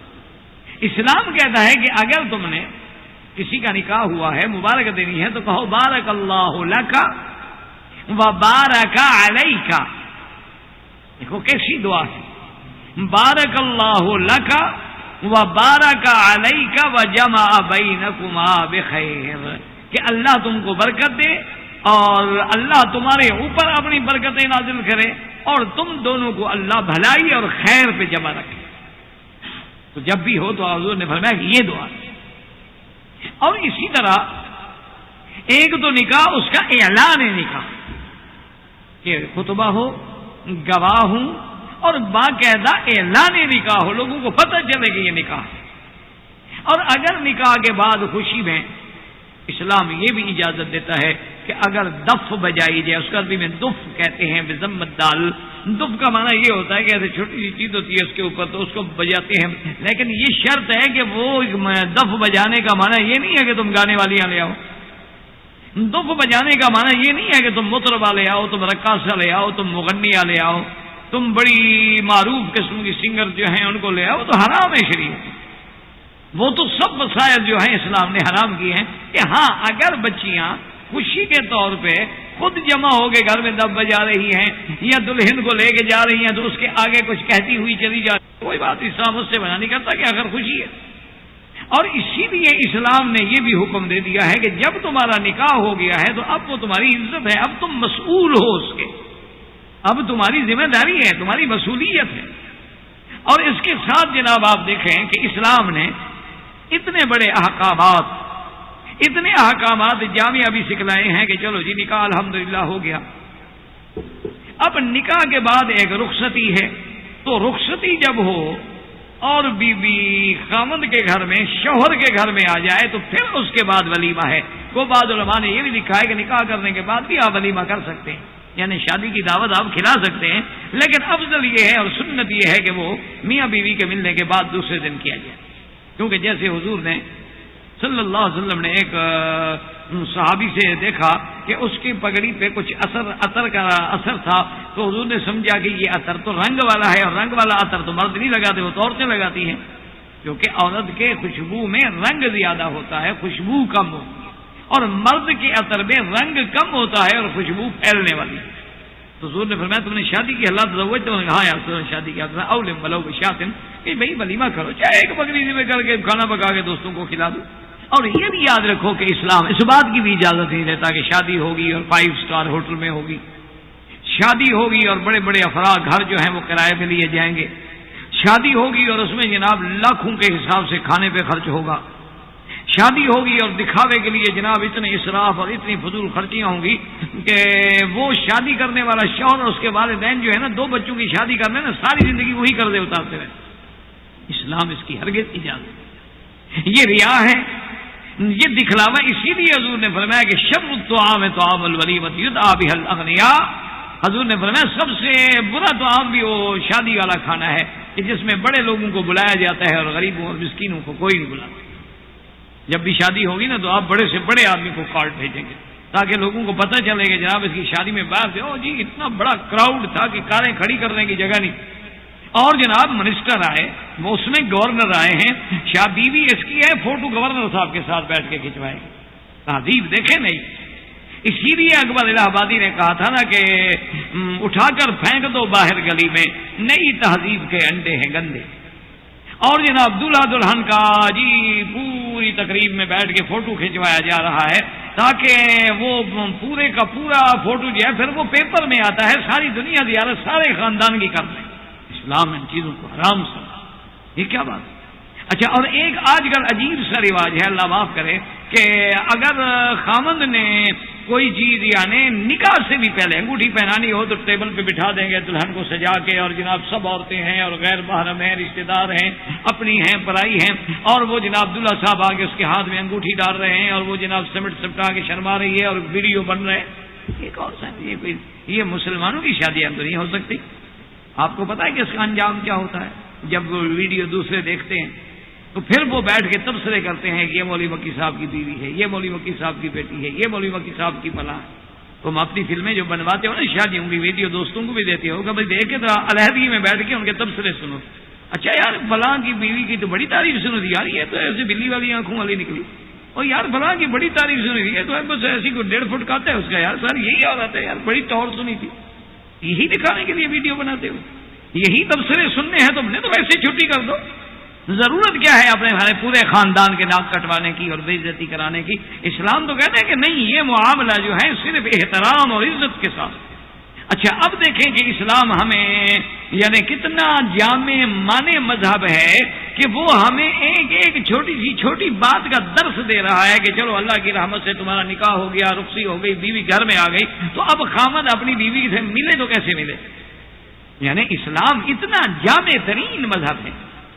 اسلام یہ کہتا ہے کہ جب تمہاری بیوی تمہارے گھر میں آ جائے اور پہلی رات ہے, پہلی ملاقات ہے, تم اندر جا رہے ہو, داخل ہو رہے ہو, سلام کرنے کے بعد اسلام کا یہ حکم ہے کہ اگر ممکن ہے اور اچھی بات ہے اور افضل یہ ہے, سنت یہ ہے کہ تم دونوں 2 رکعت نماز پڑھو, 2 رکعت نفل تم بھی پڑھو اور بیوی بھی پڑھے. لیکن یہ تو اسی وقت ہوگا نا جب تم بھی پاک ہو اور بیگم صاحبہ بھی پاک ہو, وہ بیوٹی پارلر سے میک اپ کر کے آئی ہو اور ساری دنیا کی خنزیر کی چربیاں اسے لگائی ہوئی ہیں منہ کو, تو کیا نماز مٹی نماز پڑے گی؟ کیونکہ جتنی مہنگی کریمیں ہیں نا ان میں لازماً ٹچ ہوتا ہے خنزیر کی چربی کا. وہ میک اپ زیادہ دیر رہتا ہے نا, جیسے آج کل واٹر پروف میک اپ ہے نا, 2-3 دن خراب نہیں ہوتے, کیونکہ میک اپ بھی ایک مصیبت بن گئی ہے نا جی. میک اپ کرا کے آئی اور اوپر جناب کیمرے اور پھر آپ نے فوٹو بنانے اور لائٹ اتنی زور سے پڑتی ہے کیونکہ وہ سارا میک اپ پگھل جاتا ہے, اللہ معاف کرے, ایک عجوبہ بن جاتی ہے بیچاری, وہ دلہن نہیں رہتی تو کو بلا نظر آتی ہے. اس لیے اب انہوں نے میک اپ جو ہے وہ واٹر پروف ایجاد کیے ہیں کہ وہ کتنی لائٹ ڈالتے رہو اور کتنے پانی پھینکتے رہو اور کتنے رنگ ڈالتے رہو جمع رہے، 2-3 دن تک وہ ٹھیک رہتا ہے۔ تو بہرحال اسلام کا یہ حکم ہے، اور یہ ساری تقریر تو میں مسلمانوں کے لیے کر رہا ہوں، میں جن کو اللہ کے رسول کے فرمان پہ ایمان ہے صرف ان کے لیے یہ خطاب ہے۔ غیر مسلموں کو اگر ہم خطاب کرتے ہیں تو پھر تو ان کی زبان میں ہم بولی بولتے ہیں۔ تو اب شریعت یہ کہتی ہے کہ 2 رکعت نماز پڑھیں، اور 2 رکعت نماز پڑھنے کے بعد خامند جو ہے اپنی بیوی کے ماتھے پہ ہاتھ رکھ کے، اور ایک روایت میں ہے کہ اس کے بالوں کی ایک لٹ کو پکڑ کے اللہ تبارک و تعالی سے دعا مانگے کہ اللہم انی اسألک من خیرہا وما جبلت علیہا من خیر، یا اللہ مجھے اس خاتون سے خیر ملے، اور جو اس کے اندر خیر و بھلائی کے پہلو ہیں اللہ مجھے وہی عطا فرما، اور اس میں کوئی شر ہے تو مجھے اس سے نجات عطا فرما۔ یعنی اسلام اتنی دعوت دے رہا ہے، اور ساتھ اسلام یہ بھی حکم دیتا ہے کہ خامن چونکہ اب آپ تنہائی میں ہیں، آپ علیحدہ ہیں، میاں بیوی ہے، ان کی لیلۃ الزفاف ہے، تو اسلام کہتا ہے کہ اپنی بیوی کو پہلے کوئی چیز بھی پیش کرو، کوئی پینے کی، کوئی کھانے کی، یعنی کوئی پینے کی چیز پیش کر دیں تاکہ تھوڑا سا بے تکلفی ہو۔ حتیٰ کہ بی بی عائشہ رضی اللہ تعالیٰ عنہ کا جب شادی ہوئی تو بی بی اسماء بنت یزید بن سکن رضی اللہ تعالیٰ عنہ فرماتی ہیں کہ میں نے بی بی عائشہ کو حضور صلی اللہ علیہ وسلم کے لیے شادی کی رات یعنی تیار کیا، اور کیا تیاری ہوتی تھی کہ بالوں کو تیل لگا دیا، کنگھی دے دیا، اور سرما یا زیادہ سے زیادہ کاجل دیا، زیادہ سے زیادہ منہ کے لیے دنداسا، اور یہ آپ کی چوڑیاں ووڑیاں، اور یہ سادہ سی۔ آج کل تو ایک مستقل امتحان ہے، اور بڑی عجیب حالت ہوتی ہے۔ آپ جائیں نا، ابھی آپ اپنے اپنے ملکوں میں جائیں، کبھی افرا گھر میں وہ جناب برادری بیٹھی ہے، احباب بیٹھے ہیں، دوست بیٹھے ہیں، اور ساری برات پریشان ہے۔ وہ کیا ہوا بابا، کیا ہوا؟ کہتے نہیں ابھی دلہن ہی نہیں آئی۔ خیر تو ہے بھائی، دلہن کیوں کہ ابھی بیوٹی پارلر سے نہیں نکلے، ایک تماشا۔ اور پھر آج وہی لباس ہے بے عین ہی ہماری دلہنوں کا جو انگریز لڑکیوں کا لباس، حتیٰ کہ عرب ہو یا عجم، یہاں بھی اب وہی رواج آ گیا کہ وہ سفید فستان ہوگا بڑا، اور نیچے زمین تک پڑا ہوگا، اور پیچھے جناب جو 2 لڑکیاں جو اٹھا کے چلیں۔ ابھی چند دن پہلے میں اخبار میں پڑھ رہا تھا کہ ایک لڑکی کا شادی کا فستان جو تیار کیا گیا تو اس پہ 40,000 ریال خرچ ہوا، اس کے باوجود بھی اس کو پسند نہیں آیا۔ انہوں نے کہا اچھا نہیں، جو میں چاہتی تھی نا اس کے مطابق نہیں بنا ہے، ٹھیک ہے میں گزارا تو کر لوں گی لیکن اچھا نہیں، میرے ٹیسٹ کے مطابق نہیں بنا ہے، اس میں یہ کمی اندازہ کرو 40,000 ریال اگر آپ 15 سے ضرب دیں تو سیدھا 6 لاکھ روپے بنتے ہیں ہمارے علاقے کے، تو ایک بستی والے 1 مہینہ روٹی کھا سکتے ہیں۔ اچھا اس نے یہ کپڑے پہننے کتنے مہینے ہیں؟ 6 گھنٹے، اور وہ فستان بھی بالکل خالص سفید رنگ کا، حالانکہ ہمارے ہاں سفید رنگ تو عورتیں بیچاری مصیبت کے وقت پہنتی ہیں، یا کالا رنگ پہنتی ہیں بیچاری غم کے وقت میں۔ شادی کے ساتھ کیا تعلق ہے ابھی سفید رنگ کا؟ لیکن چونکہ انگریز پہنتا ہے لہذا ہم نے تو ان کی اتباع کرتے ہیں، بالکل بے عین ہی۔ آپ تو آج کل تو خیر ہر چیز کے ویڈیو اور فلمیں اور CDs اور موجود ہیں، اور آپ بھی انشاءاللہ کوئی کم نہیں ہوں گے اللہ کی رحمت سے، امید تو یہی ہے۔ ہمارا تجربہ تو یہی ہے نا کہ ہمارے پڑھتے ہیں نا بات بزرگ ماشاءاللہ 4.5 نمبر کے اینک لگائے، وہ بھی فلم سے نظر نہیں ہٹاتے چاہے اندھے ہو جائیں۔ یہ نہ سمجھا کرو کہ یہ مولوی کم ہوتے ہیں، یہ چھپے ہوئے رستم، یہ پتہ نہیں تم سے بھی آگے ہوں۔ الا من ہداہ اللہ، مگر وہ لوگ جن کو اللہ نے ہدایت، اور وہ قلیل، اب وہ بہت تھوڑے، قلیل من عبادی الشکور، ورنہ ظہر الفساد فی البر والبحر بما کسبت ایدی الناس، اب تو خشکی اور تری ہر جگہ فساد ہی فساد۔ تو بہرحال اسلام یہ کہتا ہے کہ سنت ہے، تو بی بی اسماء فرماتی ہیں کہ میں نے بی بی عائشہ رضی اللہ تعالی عنہا کو تیار کیا، اور حضور تشریف لے آئے تو ایک بڑا پیالہ جس میں دودھ تھا وہ پیش کیا گیا حضور صلی اللہ علیہ وسلم۔ اتنا بڑا پیالہ، کیونکہ اسلام میں تو یہ تھا نا کہ بڑا پیالہ ہے، پانی بھی اسی میں ہے، دودھ بھی اسی میں ہے، لسی اسی میں، اور دائیں ہاتھ سے پی رہے ہیں، سب پیتے چلے جا رہے ہیں، جو کہ سور المؤمن شفا، ان کے مومن کا بچا ہوا تو شفا ہوتا ہے۔ یہ تو ہمیں لوگ کہتے ہیں نہیں جناب اس سے تو جراثیم ہو جائے گا۔ کہتے ہیں کہ جناب اگر ایک دوسرے کا ہم نے پانی پی لیا بس یہ تو بندہ گیا، گلاس الگ، پلیٹ الگ، چمچ الگ، ہر چیز جو ہے وہ الگ ہے۔ یہ الگ بات ہے کہ یہاں صفائی کا کتنا خیال ہے، اور استنجا 2 مہینے نہیں کرتے، اور پینٹ ایسی خریدتے ہیں ماشاءاللہ وہ 4 مہینے کا پیشاب اندر جذب کر لیتی ہے، محسوس ہی نہیں ہونے دیتی کہ وہ کہاں گیا۔ دیکھیں نا صفائی کتنی اچھی ان کو لگتی ہے۔ اسی لیے تو یہ پرفیوم آپ نے دیکھا نا، اتنے بڑے پرفیوم ہوتے ہیں کہ ہمارا تو چوہا مر جائے، اسی لیے یہ اتنی تیز خوشبوئیں ہوتی ہیں کہ ان کی گندگی کو چھپا سکیں. یہ ایسے نہیں ہے ورنہ ایک ایسی آپ پرفیوم چھڑکے بندہ بے ہوش ہو جائے. وہ اس لیے ہوتے ہیں کہ اتنی بڑی جو اندر گندگی ہے اور بھبک ہے اور ایک آدمی کی صفائی نہیں ہے، لیکن اسلام تو اسلام ہے نا. تو بی بی عائشہ کو جب حضور نے دودھ کا پیالہ دیا تو بی بی صاحبہ کیونکہ شادی ہے گھبرا گئی، پہلی رات تھی، تو بی بی اسما کہتی ہے کہ میں نے کہا یا عائشہ خذ کی بیعت رسول اللہ، حضور کے ہاتھ سے لو اور پیو. فشربت منها شیئا، تھوڑا سا بی بی صاحبہ نے پی لیا. تو یہ بھی سنت ہو گئی کہ آدمی اپنی بیوی کو کوئی مشروب، کوئی چیز جو اچھی لگتی ہو. یہ تو ضروری نہیں ہے کہ تم مولویوں کی بات مان کے ہر جگہ دودھ اور لسی لے کے چلے جاؤ. تم بیئر لے جانا، چیمپئن لے جانا. نہیں، تم ہمارے مولویوں کی باتوں میں تو یکدم نہ ہو نا. تمہیں جو اچھا لگتا ہے حلال حرام تو قبر میں پتہ لگے گا. اور اس کے بعد اسلام یہ حکم دیتا ہے، دیکھیں اسلام کی نزاکت کا خیال کریں، چھوٹی چھوٹی بات کو دیکھیں. اسلام کہتا ہے کہ بیوی کے ساتھ ملنے سے پہلے مسواک کریں، منہ صاف کرو، یعنی برش کر لو، منہ صاف کر لو. وجہ کیا ہے کہ تیرے منہ سے کوئی رائحہ کریہا نہ آئے. یعنی اسلام کی نزاکت دیکھو، اتنی چھوٹی چھوٹی باتوں کی تعلیم دے رہے ہیں حضور صلی اللہ علیہ وسلم کہ شادی سے پہلے، ملنے سے پہلے حضور فرماتے ہیں کہ مرد جو ہے اپنا منہ صاف کرے. اسی طرح ایک عرب عورت کی بیٹی کی جب شادی ہوئی تو اس نے اپنی بیٹی کو نصیحت کی اور کہا کہ یا بنتی یا بنیا، میری بیٹی ایک بات کا یاد رکھنا، تم اگر اپنے خامند کے دل میں رہنا چاہتی ہو اور خامند کے ساتھ تمہاری محبت اور عزت کو قائم رکھنا چاہتی ہو تو میری ایک بات پہ نظر رکھنا کہ تیرے بدن سے کبھی خامند کو کوئی بدبو نہ آئے. ان کا بس ایک لفظ میرا یاد رکھنا کہ تیرے بدن سے کبھی بھی تیرے خامند کو ریحہ کریہا نہ آئے. یہ نہیں ہے کہ پسینے کی بدبوئیں آ رہی ہیں اور تم غسل نہیں کر رہی اور کپڑے سے ہوا آ رہی ہے، یا کام کر رہی تھی کچن میں اور سارے کھانے کی ہوائیں آ رہی ہیں. اور خاص طور پہ ہمارے انڈو پاک کے کھانے میں ماشاءاللہ یہ تو 8-8 دن کپڑوں سے نہیں نکلتے. تھوم کاٹا ہوا ہو، بصل کاٹے ہوئے ہوں، ماشاءاللہ تو اللہ کی رحمت سے یہ تو یہاں سے حرم تک خوشبو پہنچ جائے.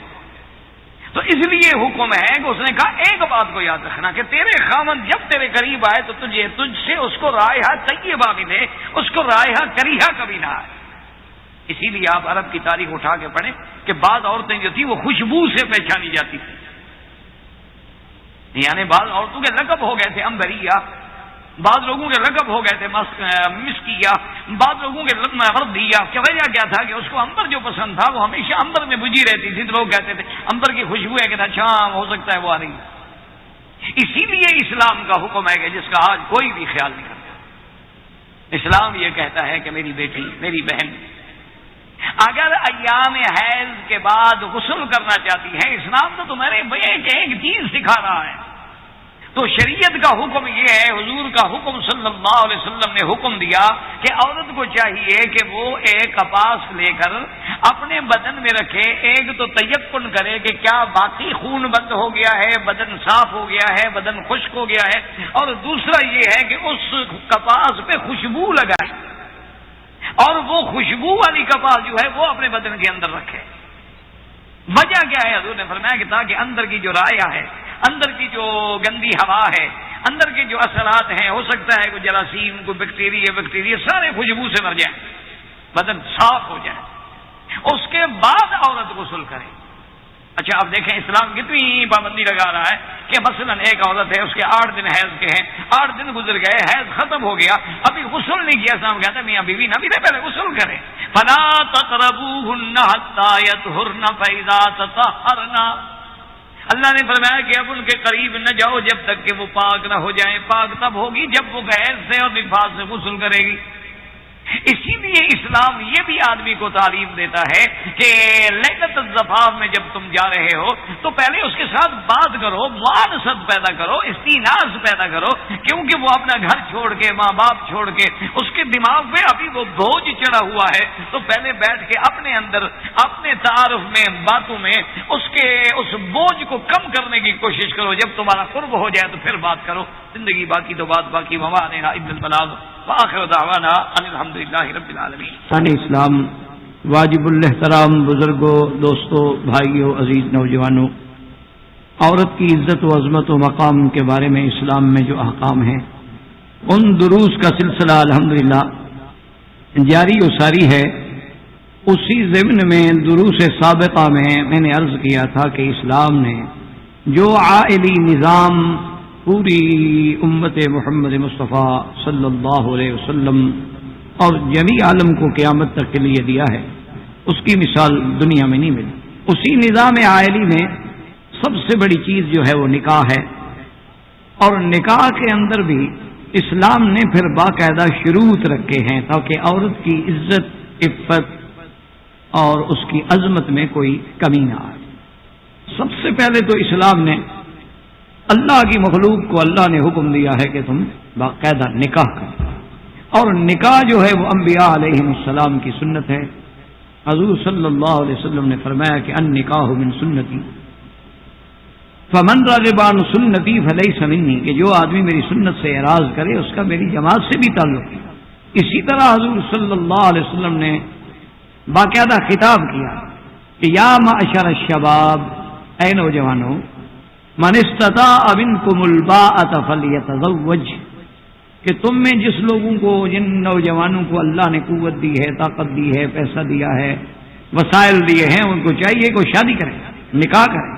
ہاں اگر تمہارے حالات ایسے ہیں، غربت ہے، اسباب نہیں ہیں، شادی کرنے کی استطاعت نہیں ہے، تو پھر روزے رکھو تاکہ تمہارے روزے جو ہیں تمہارے لیے ڈھال بن جائیں اور تمہیں گناہوں سے روک دیں، کیونکہ روزہ جو ہے اس میں یہ قوت ملکیہ کو ابھارنے والی چیز ہے اور قوت حیوانیہ کو ختم کرنے والی چیز ہے۔ اسی طرح حضور صلی اللہ علیہ وسلم نے حکم دیا کہ تزوجوا، اپنی امت کو کہ نکاح کرو، شادیاں کرو، اور ایسی عورتوں سے کرو تزوجوا الودود الولود، وہ عورتیں جو خاوند سے محبت کرنے والی، اور ایسی عورتوں سے شادی کرو جن کو اللہ اولاد دے، صاحب اولاد ہونے والی۔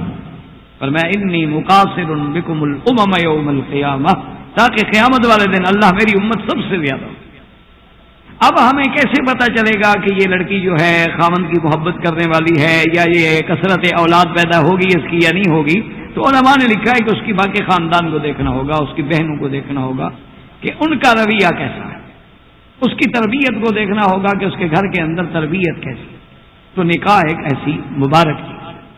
ایک دفعہ چند صحابہ رضوان اللہ علیہم اجمعین اللہ کے دین کے لیے، محبت کے لیے اکٹھے ہوئے، اور آپس میں بیٹھ کے انہوں نے مشورہ کیا کہ بھائی ہم جو لوگ ہیں ہماری تو عمر بہت تھوڑی ہے، حضور کی امت کی عمر جو ہے زیادہ سے زیادہ 60 اور 70 کے درمیان ہوگی، بہت کم لوگ ہوں گے جو 80، 90، 100 یا 100 سے آگے گزریں گے، وہ چند ہوں گے، وہ قلیل ہوں گے، نادر ہوں گے، لیکن عام امت کی عمر جو ہے وہ تقریباً 60 اور 70 کے درمیان ہوتی ہے، کوئی 65 پہ پہنچا، کوئی 70 پہ پہنچا، کوئی 75 پہ پہنچا ہو، اللہ کے سنو۔ تو صحابہ نے کہا کہ دیکھیں پہلے لوگوں کی عمر ہوتی تھی 1000 سال، 900 سال، 800 سال، 500 سال، 600 سال، تو ان لوگوں نے تو اللہ کی عبادت کی 500 سال، ان لوگوں نے تہجد پڑھی 500 سال، انہوں نے نمازیں پڑھی 500 سال، اور ہم پڑھیں گے کتنا؟ 60 سال عمر ہے، 10-12 سال تو آدمی کے ویسے بچپن میں چلے گئے، باقی 40 سال بچیں گے، تو ہم تو ان کے درجات کو نہیں پہنچ سکیں گے قیامت والے دن، ہمیں تو پھر وہ اعلیٰ مراتب جو ہیں جنت کے نہیں ملیں گے۔ لہذا آئے ہم فیصلہ کرتے ہیں کہ آج کے بعد بالکل گوشت کھانا ہی، طاقتور چیزیں کھانا ہی ترک کر دیتے ہیں، اور بلکہ خسی ہو جاتے ہیں کہ ہمیں عورتوں کی خواہش ہی نہ رہے، نہ خواہش ہوگی نہ عورتوں کی مصیبت میں آئیں گے، ورنہ آدمی ہے، شادی ہے، گھر ہے، بیوی ہے، بچے ہیں، پر تو سارا کچھ نظام ہے نا، تو ہم عبادت نہیں کر سکیں۔ تو انہوں نے کہا کہ جی ایک تو ایسا کرتے ہیں کہ بھائی خسی ہو جائے، اور ایک یہ ہوگا کہ ہر روز صائم الدہر بن جائیں کہ روزانہ روزہ رکھنا ہے، اور ساری رات جو ہے زیادہ سے زیادہ حصہ رات کا جاگنا ہے تہجد میں، اور کھانے پینے کے معاملے میں بالکل سوکھی اور سادی روٹی کھانی ہے، گوشت وغیرہ یہ طاقت دینے والی چیزیں ہیں یہ نہیں کھانی۔ حضور صلی اللہ علیہ وسلم کو پتہ چلا، حضور پاک نے اپنے ان صحابہ کو بلایا کہ بلغنی انکم، تم لوگوں سے مجھے یہ باتیں پہنچی ہیں کہ یہ ٹھیک ہے؟ انہوں نے کہا ہاں یا رسول اللہ، ہم نے سوچا تو اللہ کی رضا کے لیے ہے نا کہ ہماری عمر تھوڑی ہے، ہم کیا عبادت کریں گے؟ حضور نے فرمایا لا رہبانیت فی الاسلام، اسلام کی مسیحیت کا دین ہے کہ جس میں راہب بن جاؤ، مرد راہب بن گئے ہیں اور عورتیں راہبہ بن گئی ہیں، اور شادی نہیں کریں گے اور گوشت نہیں کھائیں گے اور خانقاہوں میں رہیں گے، اور اس کے بعد جو سکنڈل بنتے ہیں وہ ساری دنیا کو پتہ ہے۔ سب سے بڑے مجرم جو ہیں ان پردوں میں چھپے ہوتے ہیں۔ ہم یہ نہیں کہتے کہ صرف راہب، ہمارے پیر بھی، ہمارے مولوی بھی، راہب بھی، پنڈت بھی، ہم صرف ان پہ نہیں اعتراض کر رہے، ہمارے بھی ایسے لوگ ہوتے ہیں، مسجدوں مندروں گرجاؤں کلیساؤں میں نور ایمان کے اجالے میں اندھیرے دیکھے، مسجدوں مندروں گرجاؤں کلیساؤں میں نور ایمان کے اجالے میں اندھیرے دیکھے، مولوی پادری پنڈتوں کے حسین روپوں میں ظالموں جابروں سفاک لٹیرے دیکھے، یا رب تیری دنیا کو بہت غور سے دیکھا، یہ ہر دور۔ تو حضور صلی اللہ علیہ وسلم اتنے ناراض ہوئے کہ آپ نے فرمایا ایکم مثلی، کون ہے جو تم میری مشابہت کر سکے، کون ہے جو میرا مقابلہ، ایکم مثلی کون ہے، کو بتا دیں گے 1 گھنٹے کے بعد فون کر کہ ایکم مثلی کون ہے جو میری مماثلت کر سکتا ہے۔ آپ نے فرمایا خبردار، میں افضل الرسل ہوں، انا انام و اقوم ہوں، میں تہجد بھی پڑھتا ہوں سوتا بھی ہوں، انا اصوم و افطر، میں روزے بھی رکھتا ہوں اور چھوڑ بھی دیتا ہوں، اور میں اپنی نکاح بھی کرتا ہوں، شادیاں بھی کرتا ہوں، بیویوں کے حقوق بھی ادا کرتا ہوں۔ یہ کیا دین ہے کہ آدمی نکاح چھوڑ دے اور بیوی چھوڑ دے اور گوشت چھوڑ دے، یہ کوئی دین نہیں۔ ولی نفسک علیک حق ولی اہلک علیک حق ولی زوجک علیک حق، تیرے نفس کا بھی تجھ پہ حق ہے کہ اپنے نفس کو آرام پہنچاؤ ورنہ قیامت میں پکڑے جاؤ۔ اللہ نے تمہیں یہ زندگی، تمہیں یہ صحت ایسے نہیں دی ہے کہ تم کھڑے کھڑے اپنے آپ کو بھلا ڈالو۔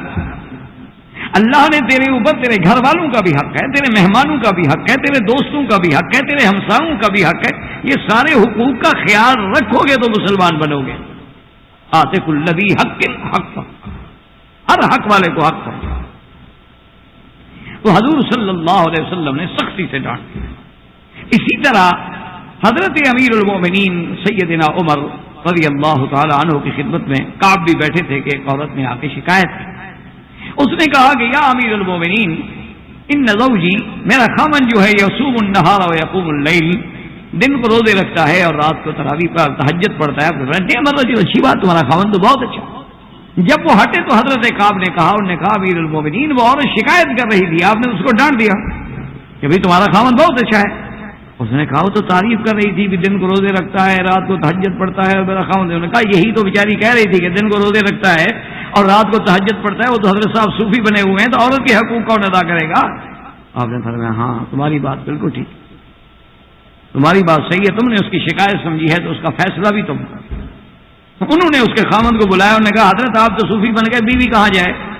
جیسے ہمارے لوگ ہیں نا ماشاءاللہ کانٹیکٹ پہ آ جاتے ہیں، صرف 3 سال ہوئے ہیں یہاں آئے ہوئے نوکری کرتے ہیں، بیویوں کہتے ہیں جی گھر میں مطمئن ہے ماشاءاللہ۔ یہ اسلام نہیں ہے۔ اسلام تو اتنا عظیم مذہب ہے، عظیم دین ہے، عظیم دستور ہے جو ایک چیونٹی کو بھی حق دیتا ہے۔ عورت تو بڑی چیز، اسلام تو کہتا ہے کسی چیونٹی کو، کسی کیڑے کو بھی بلا وجہ نہ مار ڈالو۔ اسلام تو کہتا ہے کہ اگر تم نے بلی رکھی ہے، جانور رکھا ہے، اس کے حقوق کا خیال کرو ورنہ بلی کی وجہ سے تم جہنم میں جاؤ گے۔ حضور نے فرمایا مجھے دکھلایا گیا ہے کہ ایک عورت جہنم میں جل رہی ہے، انہا ربطت الحرۃ، بلی کو باندھ رکھا تھا، نہ تو اس کو چھوڑا نہ خود اس کو خوراک پہنچائی، اس بلی کی وجہ سے اللہ نے اس کو جہنم میں ڈال دیا۔ اسلام تو اتنی بڑی عظیم چیز ہے کہ ایک عورت ہے اور وہ عورت بھی یعنی فاحشہ ہے، ساری زندگی گناہوں میں گزارنے والی ہے۔ اتفاق سے ایک صحرا سے گزری، پیاس لگی، ایک کنواں نظر آیا، کوئی ڈول نہیں ہے، تو اس کی اب جان لبوں پہ آئی ہوئی ہے۔ اس نے اپنا دوپٹہ نکالا اور کپڑے نکالے اور اپنے بوٹ جو تھے اس کے پاؤں میں، موزے کو اس میں باندھا اور لٹکا کے اور خود لٹک کے تھوڑا سا پانی جو جوتے میں آئے گا چلو گھونٹ گھونٹ پی لوں گی تاکہ جان بچ جائے۔ جب وہ پانی قریب آیا، اور صحیح حدیث میں ہے کہ والکلب یلحس علی طرفہ، اس نے دیکھا کہ ایک کتا جو ہے کنارے پہ بیچارہ وہ بھی پیاس سے اپنی زبان نکالے ہوئے تڑپ رہا، تو اس عورت نے اپنا پانی خود نہیں پیا، پہلے کتے کے منہ میں ڈال دیا کہ یہ بھی جانور ہے، یہ بھی جاندار چیز ہے اور مر رہا ہے، میں تو پھر نکال لوں۔ اس کو پانی ڈالا، اس کو پھر پانی پلایا، پھر پانی پلایا، وہ کتا جو تھا وہ ہوش میں آ گیا، بچ گیا۔ اس کے بعد اٹھ کے وہ چل پڑا، تو اس عورت نے پھر پانی پیا تو آواز آئی کہ دیکھو تم نے میری مخلوق پہ رحم کیا ہے، میں نے تم پہ رحم کر دیا۔ کتا ہے لیکن میری مخلوق ہے، میں نے اس کو پیدا کیا ہے نا، انسانوں کے پیدا اللہ نے کیا ہے تو کتے کو بھی تو اللہ نے پیدا کیا۔ اس کی وجہ سے اس عورت کو اللہ نے وہ مقام دیا کہ وہ وقت کی ولیہ ثابت ہوئی۔ تو اسلام یہ جو جانوروں کا خیال رکھتا ہو، صحیح حدیث مبارک میں ہے کہ حضور صلی اللہ علیہ وسلم ایک دفعہ سفر میں ایک باغ کے قریب سے گزر رہے تھے کہ ایک اونٹ جو ہے وہ آیا اور حضور صلی اللہ علیہ وسلم کے پاؤں کو لگ رہا ہے اور آوازیں نکال رہا ہے، اور جناب وہ آوازیں ایسی عجیب عجیب ہے. حضور نے فرمایا من رہا یو حاضر ابن، اس اونٹ کا مالک کون ہے، بلاؤ اس کے مالک کو بلایا. حضور نے فرمایا اونٹ نے مجھے آگے شکایت کی ہے کہ مالک مجھ پہ ظلم کرتا ہے، کام زیادہ لیتا ہے اور خوراک نہیں دیتا ہے، مجھے باندھ کے رکھا ہوا ہے. حضور نے فرمایا خبردار، تم اس جانور کی وجہ سے جہنم میں جانا چاہتے ہو. تو اندازہ کریں کہ اسلام جو جانوروں کے حقوق کا محافظ ہے، اسلام جو کافروں کے حقوق کا محافظ ہے، اسلام جو ناداروں کے حقوق کا محافظ ہے، اسلام جو بلیوں کے حقوق کا محافظ ہے، وہ ایک عورت کو چھوڑ دے گا اور عورت پہ ظلم کرے گا. اس سے بڑی کوئی جہالت ہے کہ جو لوگ اسلام پہ الزام لگائیں. تو اسلام کا نظام نکاح جو ہے، جو صاحب کا درس میں نے عرض کیا تھا، وہ ایسے نہیں ہے. نکاح کا معنی یہ نہیں ہے کہ جیسے ہمارے یہاں رواج ہے کہ لو میرج کر لی، سول میرج کر لی، یا عام رواج آج کل تو جو بڑے بڑے زمیندار اور بڑے بڑے جاگیردار اور بڑے بڑے صنعت کار ہوتے ہیں، وہ ایک اور ان کے ہاں اصطلاح ہے، وہ کہتے ہیں جی تن بخشی کی ہوئی ہے. وہ تن بخشی کا معنی کیا ہے بھائی؟ اس نے کہا جی اس عورت نے اپنا تن مجھے بخش دیا ہے، بس زیادہ میرے لیے حلال ہو گئی، میں کوئی ظلم اور زیادتی تو نہیں کر رہا. تو یہ اسلام ان چیزوں کی اجازت نہیں دیتا. اسلام ان چیزوں کی اجازت نہیں دیتا ہے کہ بھائی جو چاہے لڑکی اور جو چاہے لڑکا، اور یا اسلام ایسے نعوذ باللہ غلط کاری کی اجازت نہیں دیتا کہ 10 سال زندگی کٹھے گزر رہی ہے اور پوچھو اس سے کہ بھی یہ تمہارا خامد ہے کتنے؟ نہیں بھائی، فرینڈ خامد نہیں ہے، فرینڈ ہے. بھائی کتنا عرصہ ہو گیا فرینڈ کے ساتھ رہتے ہوئے؟ 10 سال ہو گئے. کیا ہے؟ انڈرسٹینڈنگ ہو رہی ہے ہماری ابھی. اندازہ کرو کس قسم کی احمق قوم. 10 سال ایک عورت ایک آدمی کے ساتھ زندگی، 10 سال میں 10 بچے پیدا ہو جائیں گے، لیکن ابھی ان کی انڈرسٹینڈنگ نہیں ہوئی. وجہ کیا ہے کہ وہ قانون نکاح میں نہیں آنا چاہتے، ورنہ اس کی پابندیاں نبھانی ہوتی ہیں. وہ نکاح نہیں کرنا چاہتے، وہ کہتے ہیں بھی ایسے رہو، ٹھیک ہے میں تمہارے ساتھ ہوں تم میرے ساتھ، تاکہ جب ہم ایک دوسرے سے جدا ہوں گے، ٹھیک ہے میرے راستہ الگ ہے تمہارا راستہ الگ ہے، تم نہیں اور صحیح اور نہیں اور صحیح. اور ان کو بھی پتا ہے کہ اگر ہم قانونی طور پہ اپنی شادی کو رجسٹرڈ کراتے ہیں تو پھر ہمارے حقوق ہو جاتے ہیں، ان حقوق سے وہ بچنا چاہتے ہیں. اچھا بعض اسٹیٹس ان کے ایسے ہیں کہ نکاح تو ہو سکتا ہے، طلاق ہے ہی نہیں، طلاق ہو ہی نہیں سکتی. اچھا بعض اسٹیٹس ایسے ہیں، ان کے قانون ایسے ہیں جو آپ کا امریکہ اور یورپ جن کی تہذیب کی چکا چون دیکھ کے ہمارے نوجوان جو ہیں بولائے پھرتے ہیں، ان کا اندر آپ دیکھیں تو وہ تو اتنا سیاہ ہے کہ آپ حیران ہو جائیں. آپ ہر چمکتی ہوئی چیز کو سونا نہ سمجھا کریں. وہاں تو اتنا اندھیر ہے، اتنا عورت پہ ظلم ہے، اتنی عورتیں مظلوم ہیں، آپ سوچ نہیں سکتے.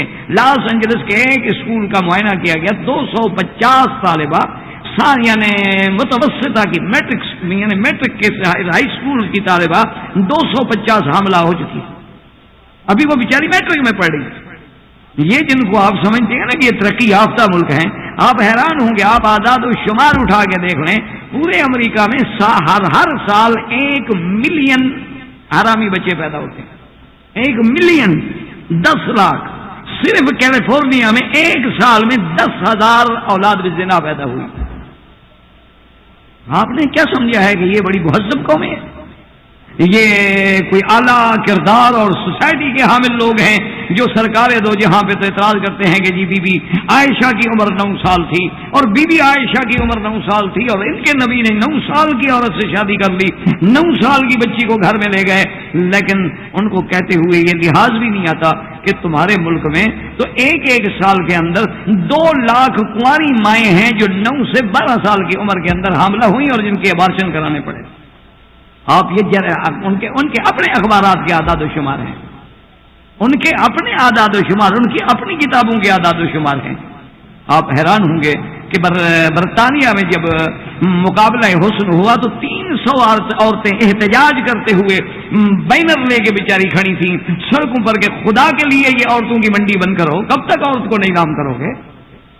300 عورتوں نے بینر اٹھائے ہوئے تھے، احتجاج کیا کہ خدا کے لیے اس سے زیادہ عورت کے بیچنے کا کیا ہوگا؟ جو تم اسے ملکہ حسن نہیں بنا رہے، ملکہ جمال نہیں بنا رہے، ایک بیچنے کا انداز ہے اور اس کی بے عزتی کا انداز ہے.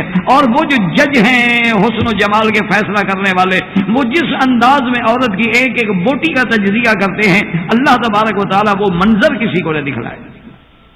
یہ تو اسلام تو ایک ایسی نعمت ہے، خدا کی قسم، اسلام تو ایک ایسی رحمت ہے، اسلام تو ایک ایسا جامع دین ہے، اسلام تو عورت کا محافظ ہے، اسلام تو عورت کو ملکہ بناتا ہے، وہ اس کو کسی ٹریلر چلانے کا ڈرائیور نہیں بناتا، اسلام اس کو کسی ہوٹل پہ کھڑے ہو کے بیرا نہیں بناتا، اسلام اس کو لیموزین چلانے کے بہانے کسی کی عیاشی کے حوالے نہیں کرتا، اسلام اس کو کالگر نہیں بناتا، اسلام اس کو ملکہ جمال کے بہانے اس کے حسن کی نمائش نہیں کرتا، اسلام اس کو سرکس کا کھلاڑی بنا کے تار پہ نہیں چلاتا، اسلام اس کو ملکہ بناتا ہے، اسلام اس کو عظیم خاتون بناتا ہے، اسلام اس کی عزت کا محافظ ہے، اسلام اس کی جان کا محافظ ہے، اسلام اس کی آبرو کا محافظ ہے، اسلام اس کو اتنا بلندیوں پہ لے جاتا ہے کہ وہ کبھی بی بی عائشہ کے منظر میں نظر آتی ہے، کبھی بی بی فاطمۃ الزہرا کے منظر میں نظر آتی ہے، کبھی بی بی زینب کے منظر میں نظر آتی ہے،